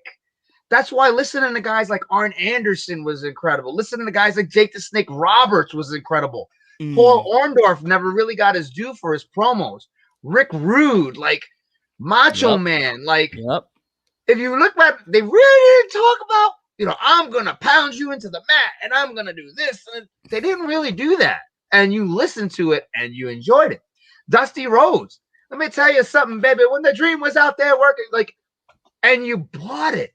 You bought it. Mm-hmm. Ric Flair. Let me tell you something. Same thing. They didn't talk about the match. And if you think about it, the most boring promos that you've probably ever heard is the person talking about the match. Yep. Mm-hmm. And that's where I adopted it from, was from Tom Carter, and then I watched it more and more, and I was like, and it became much more easy. It became so much easier after that. Have you played the game Fire Pro Wrestling yet? But of course, I used to play it on the PS2 when not even the PS1. I used to play it on the PS1 when Now the PS1, if anybody still has a PS1, I'm going to tell you how to jack up your PS1 to play Japanese games right now if you have an original one. You remember you flipped the door open on it, it had the little peg that came in to spin the disc, right? Yeah. What you do is, you know, the clicky pens, you take the spring out of that, you attach it to the peg and the button. You put in so that way it kind of creates a bridge. So the button stays pressed down. So you put an American disc in, close it. When you open it up and, you know, the game starts playing and spinning, you open it. As it's spinning, you flip it, you take it out, and you put in the Japanese disc. It keeps rotating, and then when you close it, it starts the Japanese game. I got a non-wrestling question. Someone shot at you right now. Are you a baseball fan or a football fan? I used to be a baseball fan as a kid in the 80s because I was in Queens during the 86 Mets. So not really much anymore. I'm a little more into football. Pittsburgh Steelers is my team. Another person, you and Stevie Ray would get along. He's the Steelers fan. I am a Pittsburgh Steelers fan, so the last few years have been a little depressing. Yeah. But and then I was getting very, very, very much into the last incarnation of the XFL. I mean, it was good. They're bringing it back. Well, the Rock bought it. Yeah, they've delayed it because they're working with the Canadian Football League to try to put it together. And everything like that. So the 2022 season has been delayed till they can work that deal out. But I was very much in it. And then what stinks is me and my best friend, like we were all so into it. I mean, I was watching all the games. So I was like, man, we got to go to one of these because the tickets were unbelievably priced. Yeah. And they're like, that because it was small. So we says, let's go to a game. So it was actually it was going to be the New York Guardians versus the Roughnecks, who were like, the Roughnecks were incredible. Yeah. And, you know, well, New York, I picked my New York team to be that. So I like the Guardians. I got myself a hoodie. I got myself a hat and everything like that. Their gear is so sick. I mean, we were so into it. So we got great tickets. They were like $75 a piece. We were like the third row behind the home team. What? For $75 a piece. That's how cheap these tickets were. Third row, center of the home team. I had never been to a live stadium football game in my life, so I was amped. And that was the week COVID shut everything down. Oh. Everything down. My karate school got shut down. Football got shut down. Everything got shut down. But yeah, so for me, football whenever I can catch it. I catch football whenever I can catch it. That's about it. Other than that, I really don't watch any other sports. I used to watch. I mean, I watched basketball in the night, like the early 90s when the Bulls were hot, because it was like, you know, same. It was an amazing time to watch it. You know, it was like, and every team had not a star player, but every team had star players. Because the Bulls had Jordan, but you had Scottie Pippen, and you had like you know, and you know there was Ewing, and it was like so many. And sports has changed so much. So yeah, I mean, I catch, you know, even the last football season, I caught as many as I could, and it wasn't a lot because I was trying to get this karate school back up to par, to the point where Sundays were coming around. I was just like, ooh, I got a non-wrestling question for you. What is your favorite food? Oh, my favorite food, Italian food, because I grew up in Williamsburg, Brooklyn. I grew up in Williamsburg, Brooklyn. Though I'm Puerto Rican, I grew up in before Williamsburg, Brooklyn changed to like a very Soho type of style. It was like very much Little Italy. And it was almost like its own little town. Everybody knew everybody. So God rest his soul, my friend, we used to like go to his like hang out in his house all the time. His mom loved us and would cook us dinner every night and all this stuff. And I've always been a lover of Italian food.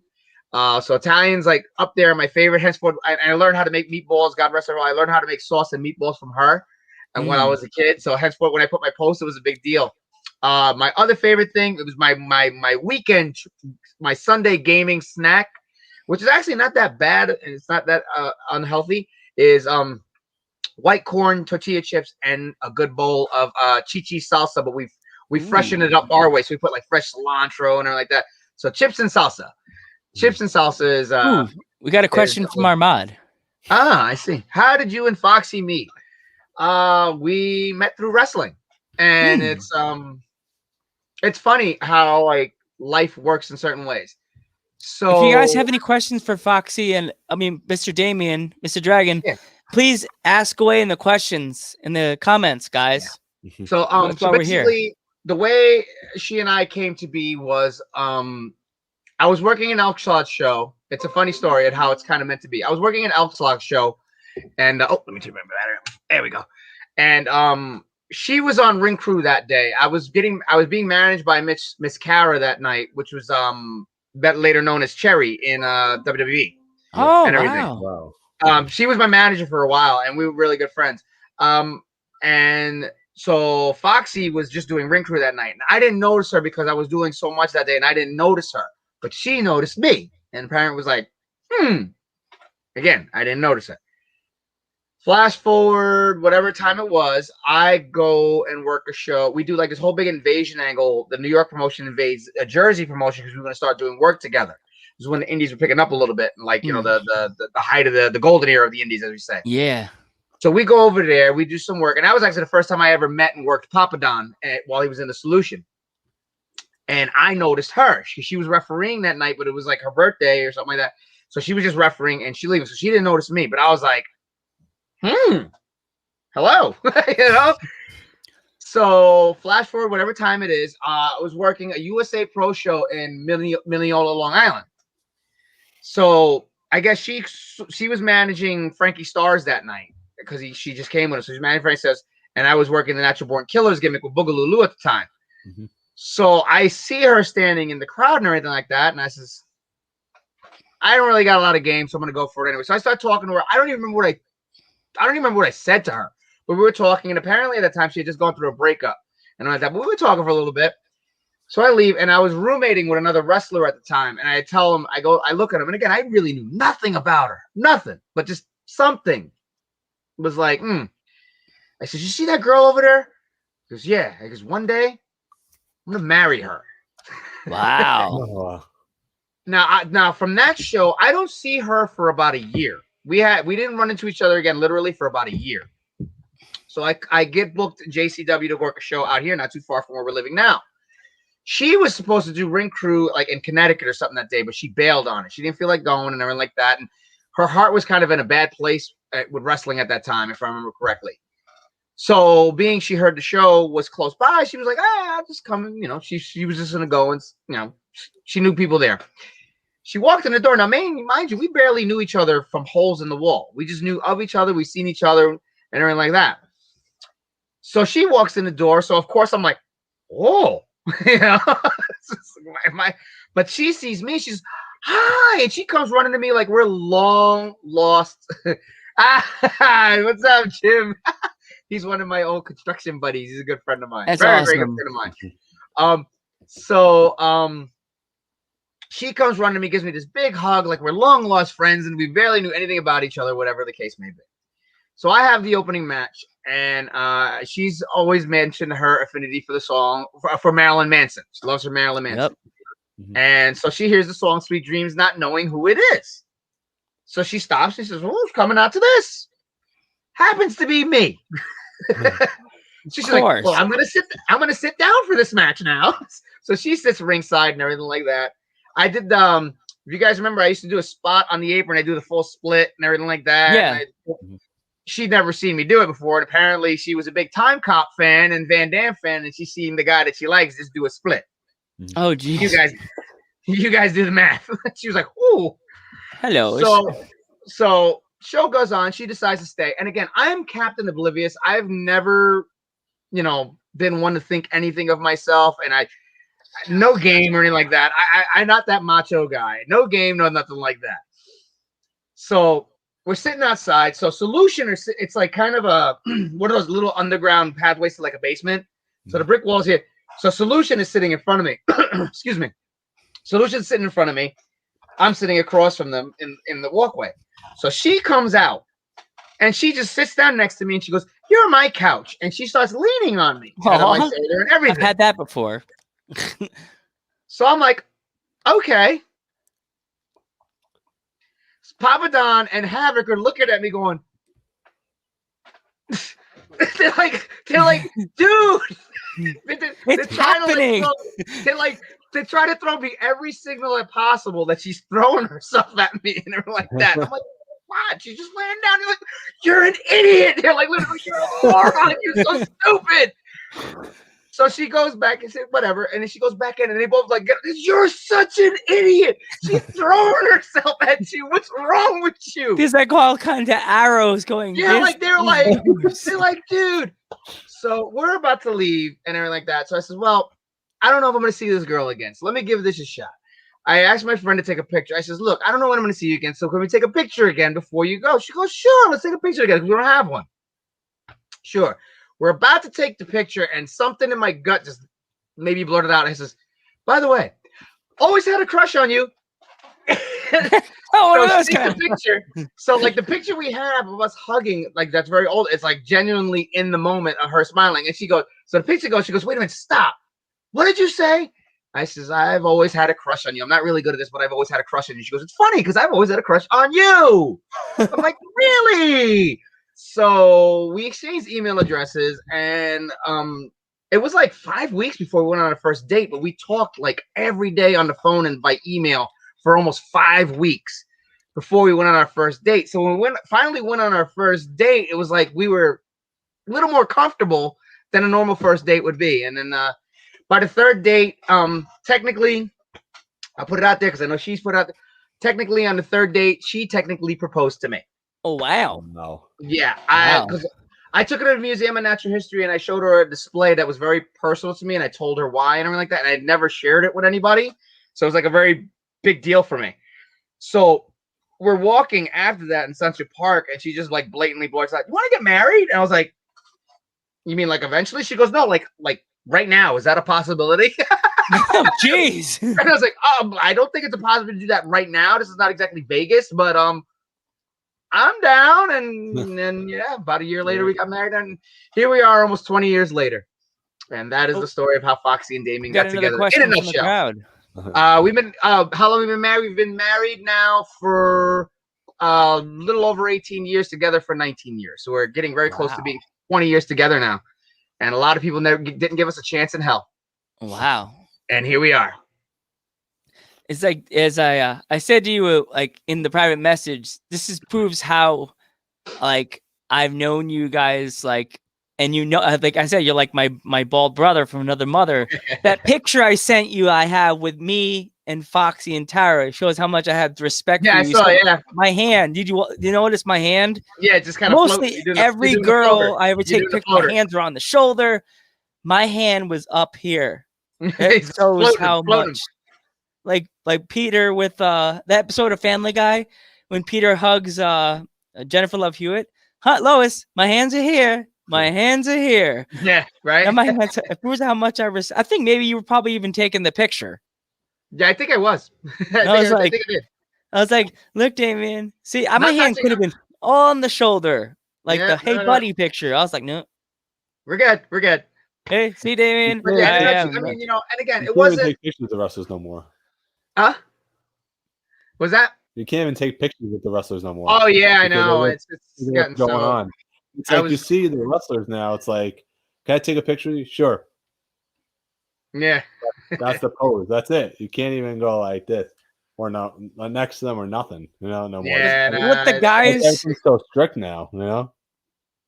But I mean, like for us to get where we've been, though, I mean, we've been through it all. We've been through everything and all, and to be where we're at now, we had to go through those things. But again, like I tell people, it's in the vows, in good times and bad,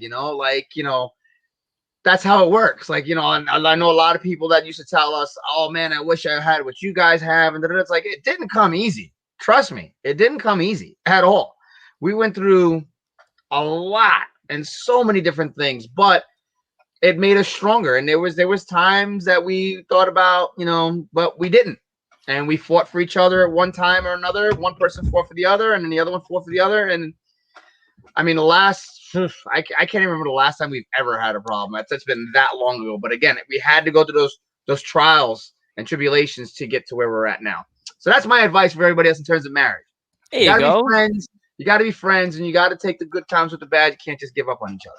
Yeah, like I don't know if you know that you could actually get there's a new Fire Pro Wrestling that came out, and it has Kenny Omega. I think it has the Bucks, and it's not your typical WWE game. The wrestler you could do a Texas death match, and the wrestlers get bloody. It's so extensive, yeah. Yeah, and you could buy it on the PlayStation Store. I've been playing Fire Pro since the beginning. You would love it. You can go on Twitch. One of my friends, he plays it. Oh, by the way, my friend wanted me to give a shout out to him. James Axel TV, big shout out to you. Thank you for coming on our show before. Damian came before we went live. He helped us test out our mics and everything. Yes. So he's a good guy. He's really funny. He was like, awesome. You're gonna kick me, you're gonna throw me out like a used condom. I was like, well, Damian Dragon's the hot new t-shirt we found on the rack at Hot Topic. The cool vintage t-shirt we found at Hot Topic. Doesn't call him. He's like a freaking t-shirt. James, look at, I found a Damian Dragon t-shirt. Screw you. We're trying to see if it fits. I've been working out. It probably fits as a large. That's real good. Yeah, I've been doing. What questions you got from me? What other questions you got? So, what you go for next? I asked enough questions right now. Do you know what happened to Mason Rage, or because he was supposed to get a WWE deal, or I heard something? Honestly, like I have no idea what happened with that. I mean, Mason had the size, Mason had the look. I honestly don't know what happened there at all, because we were all pretty much like, yeah, he's a shoo-in. We were like, Mason's a shoo-in. And Mason was a nice guy. Mason was such a nice guy, incredibly nice guy. I got along so well with him and everything. But I have like no idea what happened with Mason. Like with me, I do like my workouts with Special Olympics because we can't compete now. So what is like your workout regimen like? For me, well, for now it's just a matter of just. I can't work out like I used to, like the last couple of years, especially like going into the Super 8. I mean, you guys seen the picture of the shape I was in. I'm probably the best shape I ever was, like muscularly and everything like that for Super 8. Because of all the joint pains and everything like that, I can't work out. So now I stay between the karate and the personal training. I just stay in good shape. I stay in good cardio shape. I'm not as cut up as I used to be. I still have some mass to me. And with age allows you to keep mass on. I had a real problem keeping muscle weight on back then. That's why I never really got big or anything like that. But as I got older, again, the metabolism slows down, so it allows you to bulk up a little bit. So now my general workout consists of I do 4 times a week, kind of an all-around workout. And then plus also I add on to that, I'm teaching 2 classes a day, Monday to Saturday. So it's like my plate's pretty full. And then on top of that, other than myself working out, I'm personal training someone as well right now. So it's like I have the personal training, my own workout, plus the karate. So it keeps me going. How long can you hold the plank? How old can I could hold the plank for a while. I've always my core muscles, though I'm not as ripped and cut as I used to be, my core stems all the way back to when I was a kid. Mm-hmm. I always just had very strong stomach muscles. I remember being in grade school. I think it was in 3rd grade. It was like one of those things, do as many sit-ups as you can do. Yeah. I didn't stop. Everybody else was done, and I think I was up to 200 and something. And I just kept going. And I was in 3rd grade. We used to have it's this thing called a Swedish ladder. It's a workout thing. It's like a ladder that's posted up to a wall, but it's a wide one. It's meant to work out you hang and do leg raises and stuff like that. My sensei used to make me hang upside down. So I would have to hold myself on the ladder upside down and bring my feet to the ground and then bring them back up straight, bring them back down. And my feet would touch the floor and then I would come back up, touch the floor and come back up. And I would just do that upside down. I would do them upside down. He would make me do my stomach exercises upside down. Yeah. So I've never had a problem with stomach exercises. I could hold a plank for a while. I've been getting pretty good at it. I'll hold it for a little bit. Now, with Special Olympics now, they have we compete. We're not actually allowed to compete with each other. We're doing a workout. So I chose planks. I do squats. I do chin ups. I'm up to a minute and 57 seconds. That's incredible. That's great. I tell you right now, I have the girl I'm training right now. She's trying to get up to it. She's just struggling to get to a minute right now. It's hard. And it's real plank, you're not supposed to keep your head straight. You're supposed to keep your head down, right? Yeah. Okay. Some people don't know that. Yeah, you keep it down in case everything's got to be in line and everything. Yeah. Oh yeah, it's not easy. It's hard. It's not I know girls that do it. There's a girl that I know from my Special Olympics. She does it on her knees, and it's like, it's not a plan. I have friends that did the DDP yoga that look like lost tremendous amount of weight and look amazing now. AJ Styles does it. Drew McIntyre does it. So many people do it. Yeah. AJ does it because he's got a very bad back. AJ's got a very, very bad back, so he does the DDP yoga, which helps his back out tremendously. So yeah, Lance, you get the next one. I've been jumping in like a. I know. This is the kind of like the sad part I want to talk about, but sure. What do you think about the WWE cuts on coming from a wrestling standpoint, like a wrestling? They cut some of them. They cut the wrong people. That's what I thought too. You know, they cut the wrong. I mean, wow. The thing is, annually. I mean, after Mania, this happens annually. They got to do it annually, and especially now.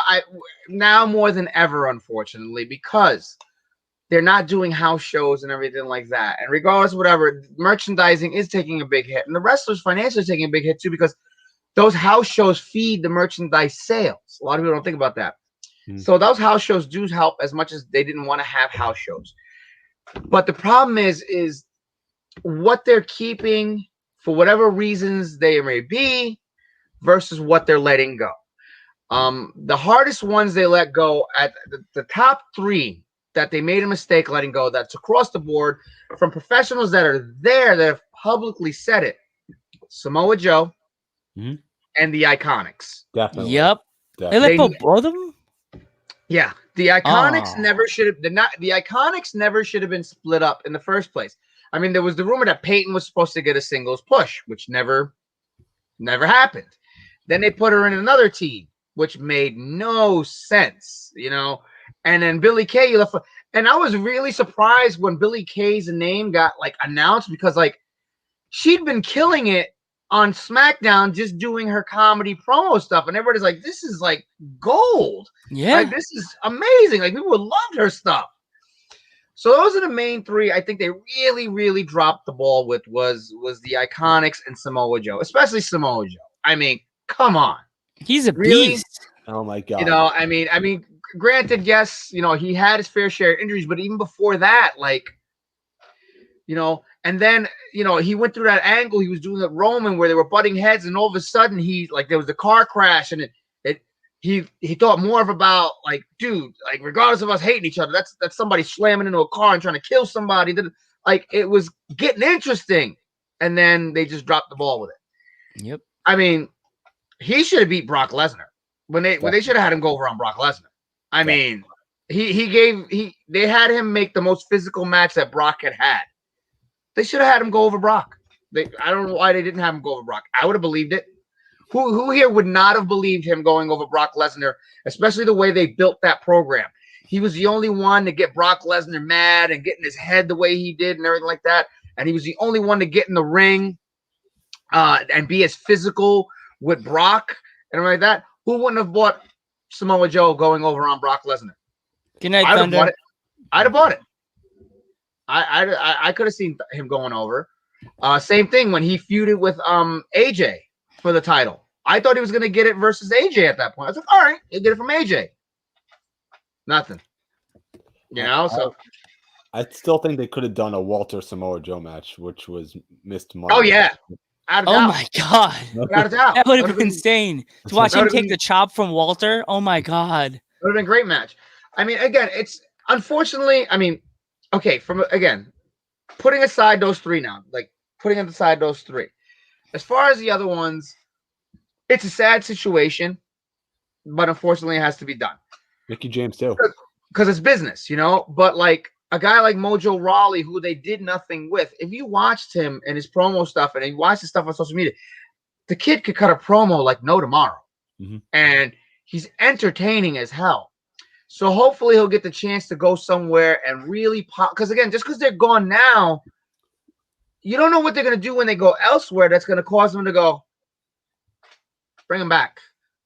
Happened with Drew McIntyre, right? Drew McIntyre went out, completely reinvented himself. You know, he came in as the future WWE. They turned him into 3MB, a complete joke, and they outed him. And now look at him. You know? in the main event spots. Regardless of belt or not, he's in the main event spots, came back, totally reinvented himself. So it's not to say, anything like that, what happened. The only other one that hurts personally is obviously Mickie James. That one hurts because it's from a personal level. That hurts because I know her for so long. But I can't see why they wouldn't put her into the Hall of Fame next year. Yeah. I mean, they talk about this whole women's evolution thing and everything like that. And I'm sorry, they've kind of dropped the ball on that in the last few months. It's gotten really bad. But you cannot take away when she came in. She was one of the first launching pads to change the division because we were getting a lot of prior to her. Trish was a fitness model that they trained to become a wrestler. Mickie came in on fire, and when she went to Mania and she went over on Mania, the crowd turned on Trish. She was supposed to be the heel, and the crowd turned on Trish in favor of Mickie, who was the psycho heel. Wow. Yeah, I remember that. He was a psycho heel, and the crowd flipped and loved her. And she really started getting the girls to wrestle and everything like that. And then later came AJ Lee and Paige. They really forefronted it and everything. So I can't see Mickie not being inducted into the Hall of Fame next year, without a doubt. I just wish, my wish is Mickie would have gone out on a higher note versus being the last kind of in-ring memory you have of her is that flub with that match with Asuka that she had, where the referee screwed up the finish. Oh, yeah. Remember, like, Mickie was even laying there like, what the hell just happened? Yeah. Like, what'd you do? Like, and everything like that. And I just wish she would have had a higher note to go out of, because later she tweeted or Instagram, she would not like this. And I had a feeling at that time, like Mickie was kind of alluding to the fact she was getting ready to kind of slow it down. And I was like feeling it. I says, I really hope that was not meant to be her last one, and that's how it ends. And everything like that. And I wish she would have got to go out on a higher note because she deserved it. And top to bottom, out of the veterans, she's the best worker out of all of them. She's a worker. She's not, she's a worker. Work the mic, can work the ring, psychology, the whole nine. She's a worker. And I wish she would have went on a higher note. Like I said, the other ones, I mean, hopefully they'll flourish someplace else and it'll garner them coming back. But again, I get where it's coming from. It sucks. But the other three, they should have held on to Joe and the Iconics. Yeah. And looked in other places. Definitely looked in other places. Because trust me, there's other places where they can go, all right, we can let this person go. Hopefully they'll get better. We bring them back. But those three was a bad idea. Letting go of those three was a really, really bad idea. Yeah. For me right now, I'm going to say this. I forgot to mention this in the beginning of the show. This show is dedicated to Howard Finkel. Is it still like surreal that we lost our childhood announcing voice 1 year ago today? Absolutely. I mean, I just got to chill down my back again, thinking I just said that. Like there'll never be another voice like that. Like, like there's only one Bruce Lee, there's only one Mike Tyson, there's only one Frank Sinatra, and da. There's only one Fink. Like, Did you see my video on Facebook? My memory video I posted? Yeah. Did you ever want me to do the Howard Finkel of you and coming down the aisle? Because I've never done it, and I thought in my brain. Go for it. Coming down the aisle from parts unknown, accompanied by Foxy, weighing 275 pounds. I wish. Damian Dragon. That's pretty darn good. That's pretty darn good. That gave me chills. So many house shows in the garden. But oh my God, like there'll never be another voice like that. I didn't know the weight because I didn't want to ask you your weight. So I actually just did the 200. I was like, that's my ad lib. I wish. That was my ad lib weight that I give any wrestler I was announcing as a child. I'll take it. I made my friend in Walmart get chills and turned around and went, "Was that you, Joe?" And I said, "Yeah, it was me." He was like, "Dude, you just gave me chills." I made fun of him. I even did the Howard Finkel make fun of him. I said, weighing 90 pounds soaking wet. And I was like, 90 pounds soaking wet from Port Jervis, New York. Jay Beans on the scene. He was like, He's like, you man? I was like, yeah. He's like, dude, man, wow. You good, man. You good. Like, going to the 90s, going to Madison Square Garden, hearing him say, welcome to Madison Square Garden. Oh, he was incredible. And here we go. Boom. And he's like crouching running out of the ring.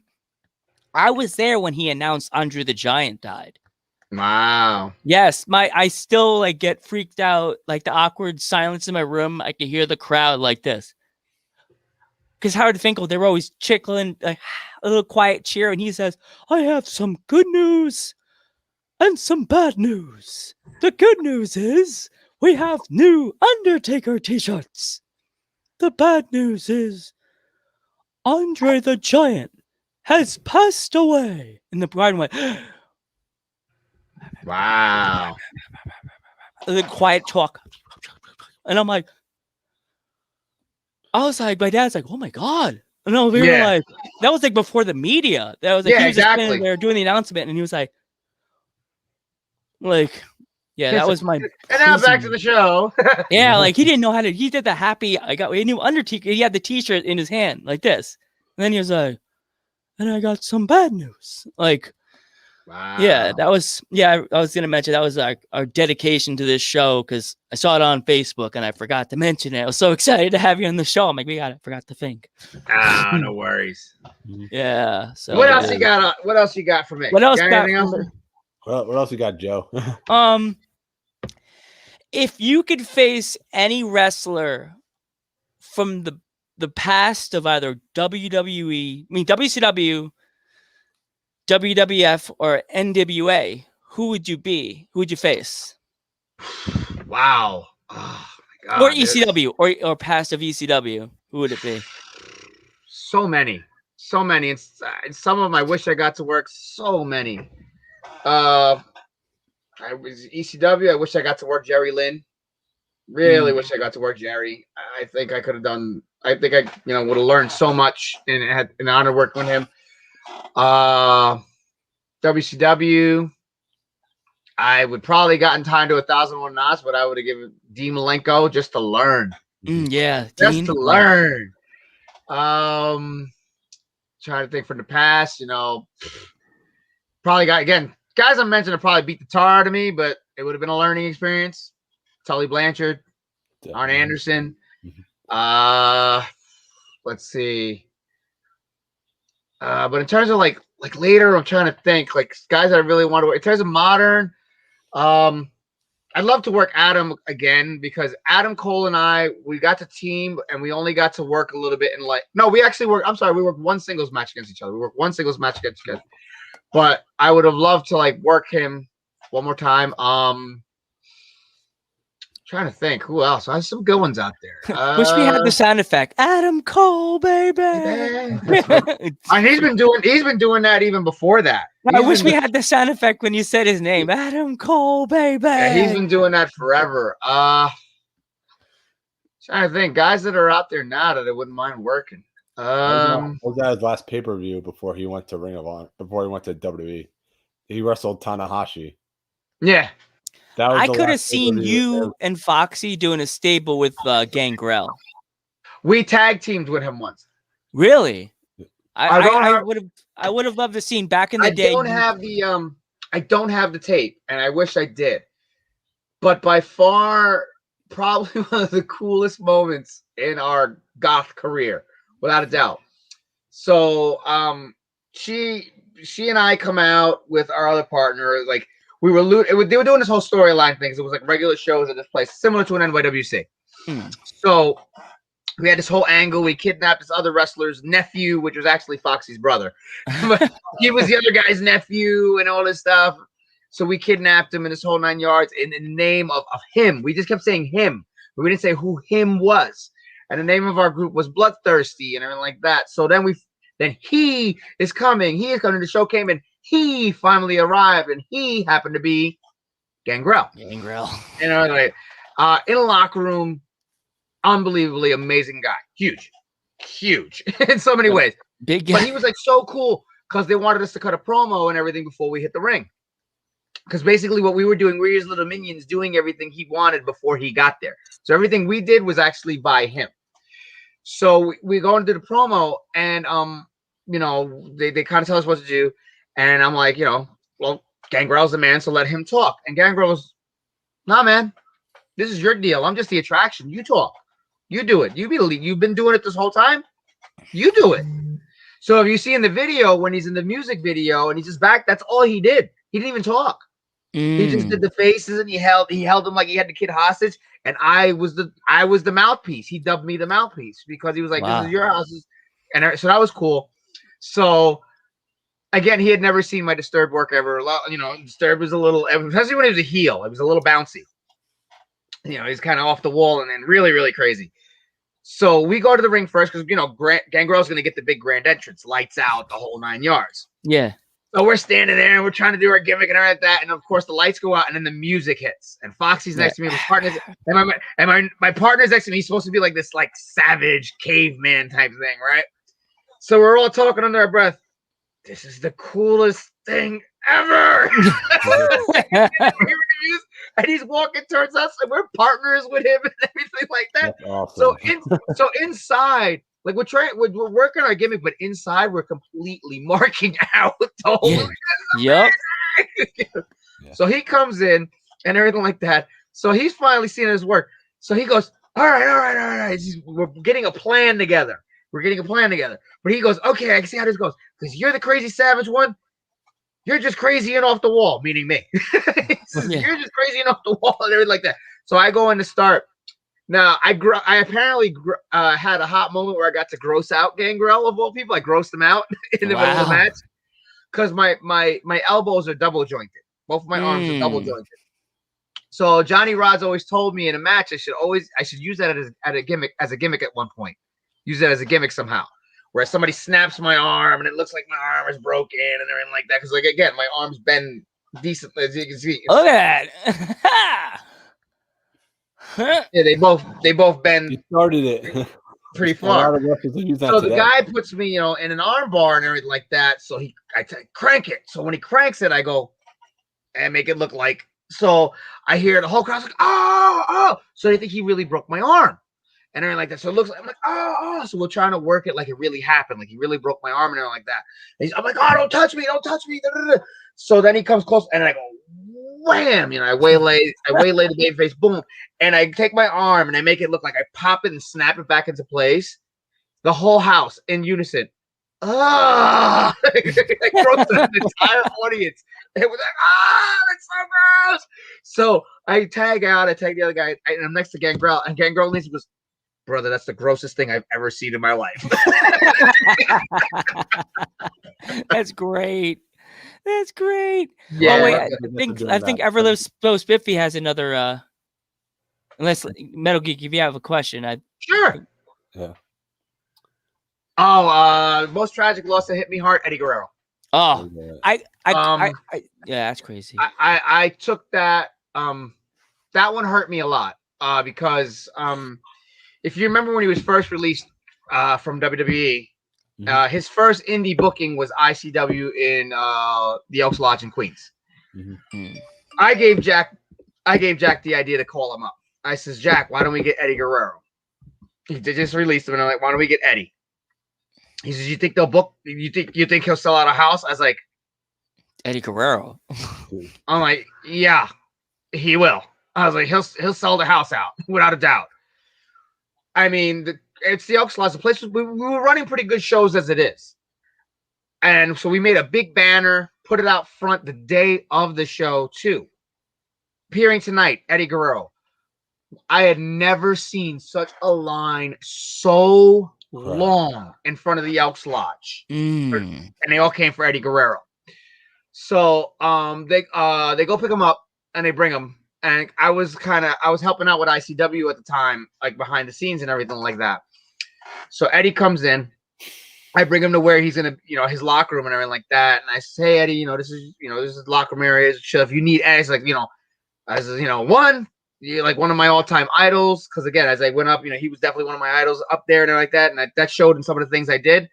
I said, but if you need anything, let me know. I got you. Let me know. no, I got you. And I'll leave you alone. Because again, I didn't know where he was at emotionally and mentally at that time. I says, I'll leave you be, do your thing, because I don't want to be like overcrowd him. And he goes, actually, brother, it'd be cool if you just stayed and hung out with me for a little while. I really don't feel like being by myself. Because he got there early. And I was like, oh, okay, sure. So we're sitting there and we're talking. He's telling me everything he put in his book. He told me before it was even in a book. He's like, no, Vince told me I can come back so long as I can get clean and like that. But my main focus right now, man, is I just want my family back. I want my family back and everything like that. And this is all stuff obviously you guys have heard in his documentaries. Yeah. And he said all that. And then later that night, there was a guy that wanted to do a splash that night. And he was doing like a different version of Frog Splash. I says, dude, do the right thing. Go ask Eddie if it's cool. He goes, what? I do a split leg frog splash. He does the regular frog splash. It's different. I says, dude, it's Eddie Guerrero over there. Show the proper respect and go ask, regardless of it being slightly different because you do a split and he does just ask. He wouldn't do it. So I went and asked. I said, excuse me, Mr. Guerrero. I says, da-da-da-da-da-da. He does it.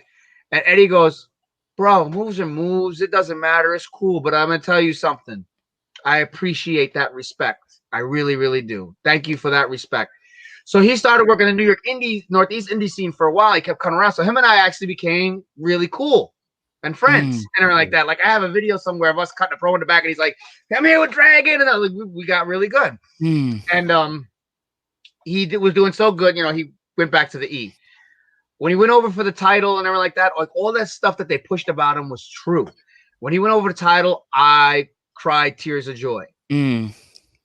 Flash forward to the day Eddie passed. I was here with my friend Spencer, who was listening earlier before, and he was good friends still with Kenny Doan, who was also at the time dating Mickie James, who I was kind of still friends with, and everything like that. So it was a Sunday. I never forget. It was a Sunday. We were going to meet a promoter to talk over working some business and all that. It was a Sunday before news broke and everything like that. I want to say it was barely 12 o'clock. Kenny calls up Spencer's phone. And he says, bro, you guys, the guy, he says, yeah, we're here. He says, they just found Eddie in his hotel room. And he told us what happened. And I was shot, demoralized. We started to go through this thing. And the news didn't break till about 2-3 hours later. So we are walking around knowing what we know before it's even hit the internet, hit news, anything, knowing what we know. And we're just like devastated. And then I was hurting all day. But then the Monday Night Raw aired and then the SmackDown aired. Oh, God, that was horrible. That was probably the worst I ever broke. And then we had the NYWC one where we tributed to Eddie at NYWC. I think I was there. I'm not too sure if I went to that one. And that hurt, man. Like that was the same day. That hurt. I mean, they always sucked. Don't get me wrong. They always sucked. Same thing. I found before it became public. I found out about Candido passing before it happened, and that sucked because Candido was really cool to me, and he was really cool around that. But I mean, definitely, without a doubt, the hardest one that hit me was Eddie. That was the hardest one. Yeah, like I remember being when Eddie passed, I remember I was pretty much I was at my house and I found out Eddie died and I was freaking out. So I called my best friend Jimmy. I called him and his mom's like, "Oh, Randy, what's going on?" And I said, "I just need to talk to Jimmy really quick. Something really bad happened." And she's like, "What happened? Everybody okay?" I'm like, "Eddie Guerrero died." And Jimmy's mom's like, "What? Latino Heat?" I'm like, "Yeah." And it's Jimmy, Randy's on the phone. This is before like the real cell phones. I would call his house. And I said, Jimmy, Eddie died. And he's like, "Eddie? Like, who Eddie?" "Eddie Guerrero." And he was like, "Randy, stop bullshitting, man. What'd you call my house? Like, that's not cool." And he's like, you hear, like, when he ran us down with the phone, you hear, "Oh my God, Eddie Guerrero died." And his sister's like, "Oh my God, Eddie Guerrero, no." And she's like crying. You can hear people screaming. And this is an Irish family, not Mexican. Irish family. Everybody's screaming around the house. "Oh my God." His dad's like, "Oh my God, Latino Heat." Yeah, He's it was such a great man. I cried yeah. Watching that Raw. I don't know how I can hold back the tears now. That was Fink rough. hurt me, but Eddie. It's still hard to rough. And I mean, you know, that's why if you notice every year, for those that follow me on Facebook, every year on the anniversary, I change my profile picture for 24 hours because that picture of him and I together was the first time him and I had ever met. That was that night, the first time him and I ever met. That was from that picture and everything like that. And just absolutely nicest out of all the names. I mean, I've met a lot of nice names, but like seriously, nicest no ego guy I've ever met. That everything. Raw, when the crowd was saying "Thank you, Eddie," I'm afraid to do the chant. I was like, I was watching it and I was like, I'm good. And then the crowd started going, "Thank you, Eddie. Thank you, Eddie." I was like, I started going, "Thank you, Eddie. Thank you." Yeah, it was rough. That was rough. Oof. It hit me like deep. I was like, yeah, but that's then see Benoit's face. Yeah, that's the hardest one for me. So next question better be a happy one. Okay, Lance, geek. It's actually a two-part question. Actually, okay. All right, so but it's a good one. How did you guys start Nerd Herders? Trying to remember. How did that come about? A wrestling friend of ours, Dave Calypso, who we called the Boss Man, that you guys used to hear on the show and everything like that. Yeah. We knew him as a wrestler from Warriors of Wrestling and everything like that. And he apparently was like into the whole podcast idea and everything. So he joined up with this other guy and they created like a radio station network and everything like that. So we always used to be in the locker room and we'd always talk geek stuff and geek culture. That was always what we did. Like we always talked like that in the locker room. The wrestling locker rooms are very geek oriented. Let me tell you, they're very, very geek oriented. So we used to just talk about that stuff all the time, especially like hanging out with Scampy and everything like that, because Scampy was on the shows with us. So we would just talk comic books and games and and movies, and we would try to like stump each other with movie trivia and everything like that. So I think he hit her up. And he's like, hey, you know, you guys are always shooting the shit in the locker room, stuff like that. How would you guys feel about doing a podcast? Like podcast, like just just talking about the nerd culture stuff that you guys are into and everything like that. And sure, like, if you think anybody will listen, because if you remember dating back that far, nobody had done it yet. Like nerd podcasts really hadn't been done yet. Yeah, not really at all. So we were basically literally like the forefather and foremother of it. And so we did it, and apparently it started doing really good. And then all of a sudden, you know, one sprouting here, one sprouting there, one sprouting there. And I mean, it was cool because, like, you know, we had no intention. We weren't thinking being number one or anything like that. We were just having a good time. But apparently we were number one during our whole stay. But a lot of the podcasts popped up, and they had always reached out to us and like, hey, by the way, we're up because of what you guys did. You know, you guys influenced. And that's a cool feeling. And everything like that, to know like what we did evolved and influenced it. What also influenced too was we were big fans of G4 TV before it got canceled. Yep, I love that channel. So when G4 TV got canceled, like we were like, oh God, we were devastated. Like, yeah. Oh, come on, like this is the one channel we have that's for us. So that's how we played it also. So if you notice the logo that we have that says keeping the legacy alive, that's the original G4 TV logo with some extra arrows and everything like that to keeping it moving. And that's what the term keeping the legacy alive. It's the same font and everything. It was our dedication to G4 TV because it was gone. So we patterned ourselves a little bit after AOTS, minus being able to do comedy gimmicks and everything like that. But we kind of patterned it a little bit like X-Play and Attack of the Show. And what we did, and then it just kind of eventually developed into our own style.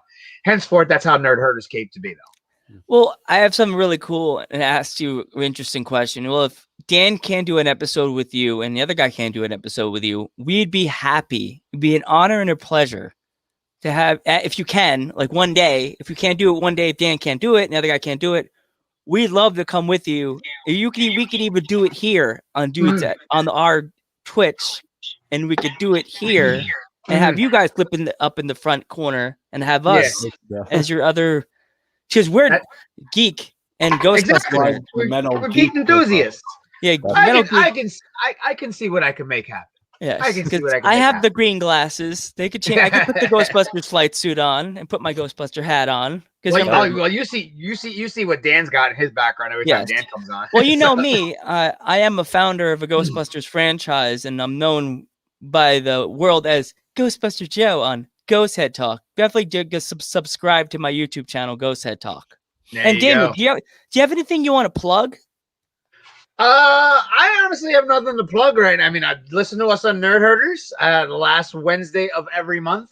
On Dan Law 87 on Twitch, and that's pretty much it. I mean, I'm on Instagram, I'm on Facebook. A lot of the stuff I do right now focuses on me just getting my karate school back up to par and everything like that. So if you happen to be in my area and you're looking for some karate lessons, I'm your guy. There you go. This guy. Oh, wrong way. I hate the reversal thing they do here. It's like, yeah, I know, right? It's like, which way is it? But yeah, I mean, generally, just the main thing I have to plug is, again, Nerd Herders, last Wednesday of every month, Dan Law 87. Make sure, please, you are following my wife, though. More importantly, make sure you're following my wife, Viva Foxy on all social media platforms. She's just finished the first draft of her book. She's going through editing now and everything like that. And I mean, she's got her own incredible story to tell. There's little details again, obviously about us, but it's her story, and everything like that. And it's going to be a hell of a read. I trust me. I'm excited to hear about it because my mom, when I had her on the show, she kind of got like tiffed at me because she's like, Randy, if the book's not out yet, you're having her too early. And I've known Foxy for 16 years. I've known you both for 16 years. I told this to her. I got so close to you guys with the wrestling stuff, and I told her this during the show. I started writing my own stories with the pandemic. I have my own vigilante. I draw. I don't know what I told you about. His name is DeBolt. He's a dead vigilante. And I started writing my own wrestling story. That's awesome. My own life. It starts out with my grandfather in the beginning. There you go. And, very nice. And it starts out with my grandfather, and then it goes into my dad saying, well, should I tell him? And then he tells me and then I go into a wrestling school. And I told this to Foxy, but she said, change the names. I'm only going to use your wrestling names. But I said, can I use you guys in the story? Because you're technically part of my life. Yeah, I hear you. So I'm going to have you. I'm already going to tell you where you're going to be in the story. I go to my first indie show, and I go under. My grandmother gives me a mask and gives me a cape. And I come out, and I think I'm going to get the cheer. I get the crickets, and I lose the match. Come backstage, and you two, I'm there with my hands on my face crying, and you guys you both grab me, go, don't worry, you'll get over soon. You just got to change the gimmick. I don't think it really works these days with masks and capes. It goes by a different gimmick. You had to come up with something more new. We'll take you under our wings. I guess at the one point I start doing goth. By the way, Steffi's the biggest Star Wars fan, just so you know. Oh, awesome. Just so you guys know. So ever so spiffy, you got her under your wing now. Oh, wait a minute, hold on. Actually, a guy down the street from me, he moved, but he used to like comic book stuff and sell and everything like that.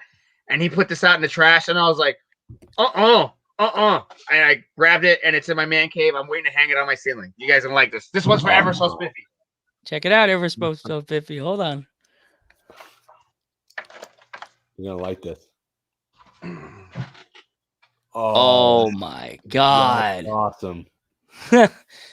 Surprised she's not yelling from the other room. The way this is made, I'm guessing this was like an in-store display because it's like it doesn't really have movable parts other than the legs on the bottom.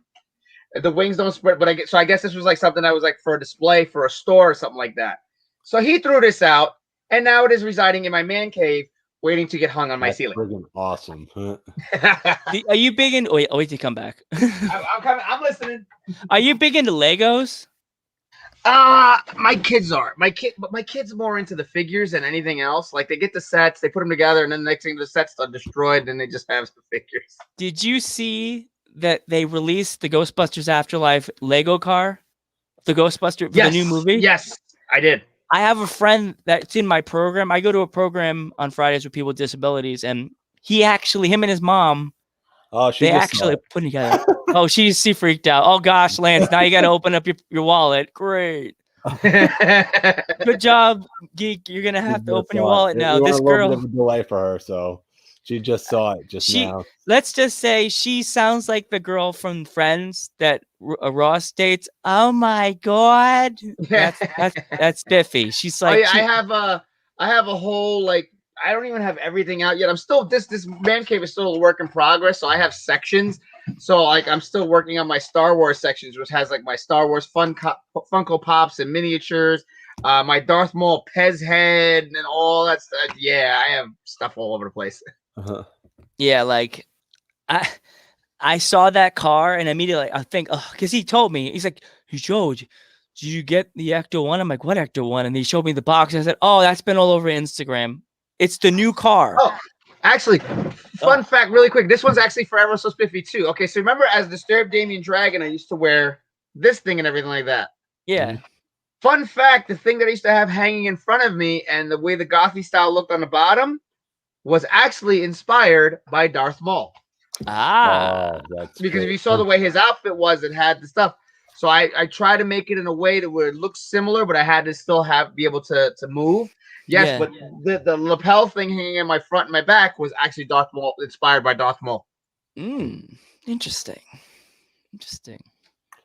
I got anything else for our lovely guest? If you have to go, that's cool too, because it's late, man. It's up to you. I know we've been.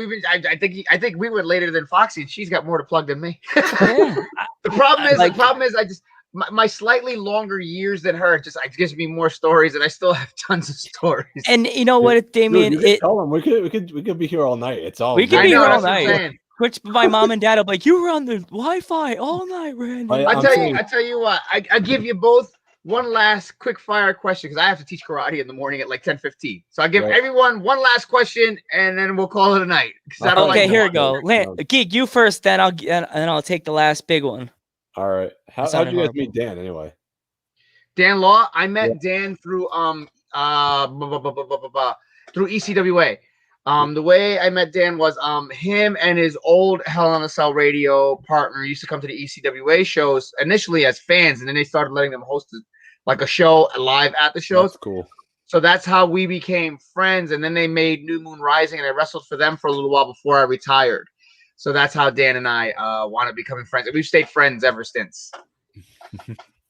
There we go. I got my question. Mine's a really deep wrestling question. If you had to be like in a wrestling hardcore like foxhole, who would you want to be with and why?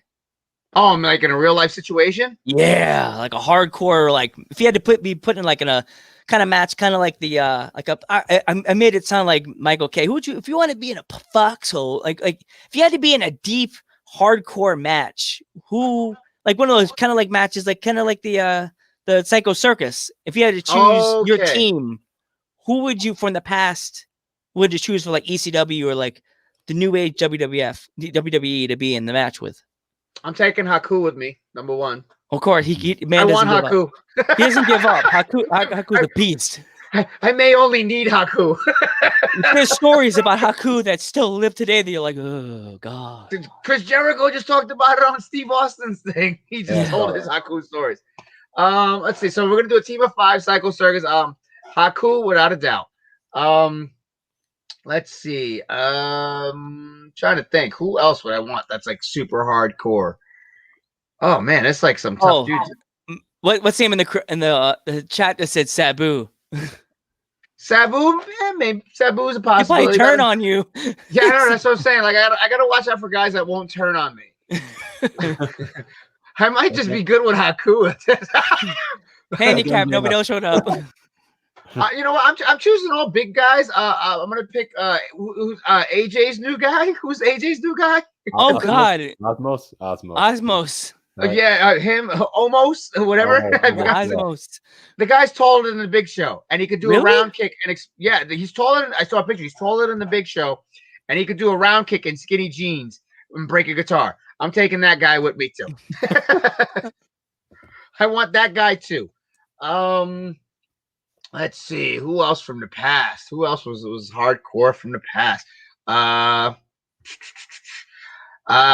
take I take Rick Steiner. Oh yeah, Rick. Oh, he's a bad boy right there. I take Rick Steiner and Dr. Death, Steve Williams. Oh yeah, Dr. Death. Yeah. I mean, they're not as hardcore as whatever, but those are some tough dudes. It's funny you mentioned Mikey before. I actually, I love drag. I knew he loved dragons and everything. Do you remember when I came to the show with the dragon shirt on that one time? Yes. Yes. He stopped me at the door. He was walking by me and he's like, hey guys. Like you do your best, better than me of Mike. Hey guys. Hey, and then hey guys, how you doing? Hey guys. He stopped and looked at me like up and down. Whoa, dude, I love your shirt. And I was like, do you want it? Oh, he's like, nah, I would, but you would have no shirt on. Have a good day. And he walked away from me. And I was like, you could give me a tee. I could get it. I think you were with me that show, Geek. Were you? Yeah, we could trade. We could trade. I was like, I'll take an NYWC shirt. And he's like, I would, but no shirt. And I can't let you in without a shirt. Good. See you later. I was like, I almost gave him my favorite Janko. Cool, right? That's my last story of the night. That was my last story time Joe for the night. It was a Janko shirt too. It was a dragon went from the front and the tail went around the back. Oh wow. It was a Janko shirt. That's and he awesome. loved it. He was like, oh man, turn around. Oh, dragon goes to the back. Wow, the fire and one cool thing I actually have, I don't know. Actually, nice. Liger actually signed it. That's actually cool. I got. Here goes the show. It's gonna be a long night. It's gonna be a long night. Oh wow! I have Ricky Steamboat's autograph too. I met him. He's friggin' awesome. I got the Warlord. I have my share memories, but we're gonna have to do that one at another time. The Ricky Steamboat memories. Those are some good memories. Oh, definitely, you'll be back. We want you to come back, and absolutely. If you want to come on, like next Monday, we're free because we have next 2 Fridays. We have these 2 dudes coming on from Over the Top Rope. They're like guys on YouTube. We told them about you, and we're also having a guy from Long Island come on named Orlando from the Shark. Yeah, he does wrestling on the radio. Very cool.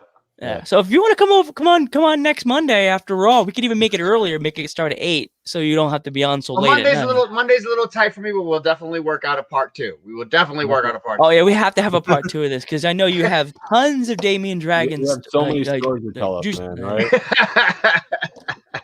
There's so many stories. Guys, thank you so much for having me on. This was a blast. I knew it was going to be a blast. You have no idea, dude. It's an honor. And thank you for doing the promo. I'm going to have to record that tomorrow afternoon because I have a lot of cleaning in the house tomorrow. I hear you. Because I got to teach class and then come home and do dishes. And we both have work. So it never ends. Yeah, we all got work. I work in the grocery store during the week. Metal Geek, reversal. He works as a Coca-Cola vendor. So yeah, we know. Exactly. All right, guys, thank you so much. And everybody that listened and tuned in, make sure you're following these guys. And thank you for following them. And thank you for listening to this old man talk his nonsense. Watch Nerd Herders. Check out my buddies there. They do some good stuff on there. They talk some really awesome topics and they never miss a beat. Try not to. Yeah. All right, Damian, guys, thank you so much. Thank you. Thank you. Take it easy. Oh, wow. That was a great show. Well, dude. All those stories, right? So many stories. This is Joe the Panther Jr. and wait. What? You're forgetting everything. What are we forgetting? You're forgetting. What am I forgetting? Oh yeah. If you want to donate, please donate. You don't have to if you don't want to, but streamlabs.com/dudes@ringside. Yeah. Please, if you, like I said, you don't have to. But streamlabs.com, dudes at ringside. You see somebody like playing guitar, you don't have to, put the tip, it's you enjoy the entertainment, Thank you. I mean? Thank you so much for everybody. Thank you for Damian Dragon for coming. Big shout out to Damian Dragon. Big shout out to Nerd Herders. Thanks for the show, and we'll see you guys on Monday for the next one.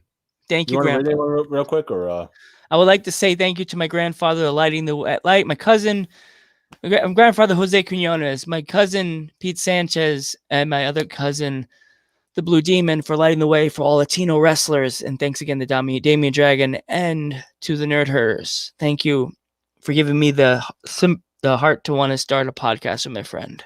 Good night, everybody. You want to read anyone, or real quick? Or, oh yes, I don't know who's on. Still awake, right?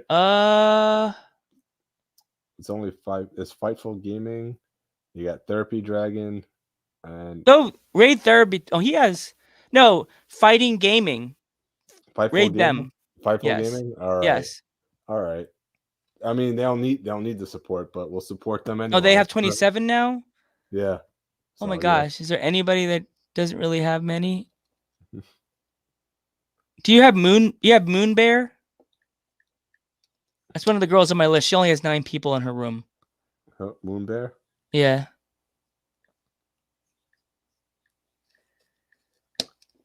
It's 11 people. No. Now she has 9 on my side. 11. So you want me to raid them, or Yeah.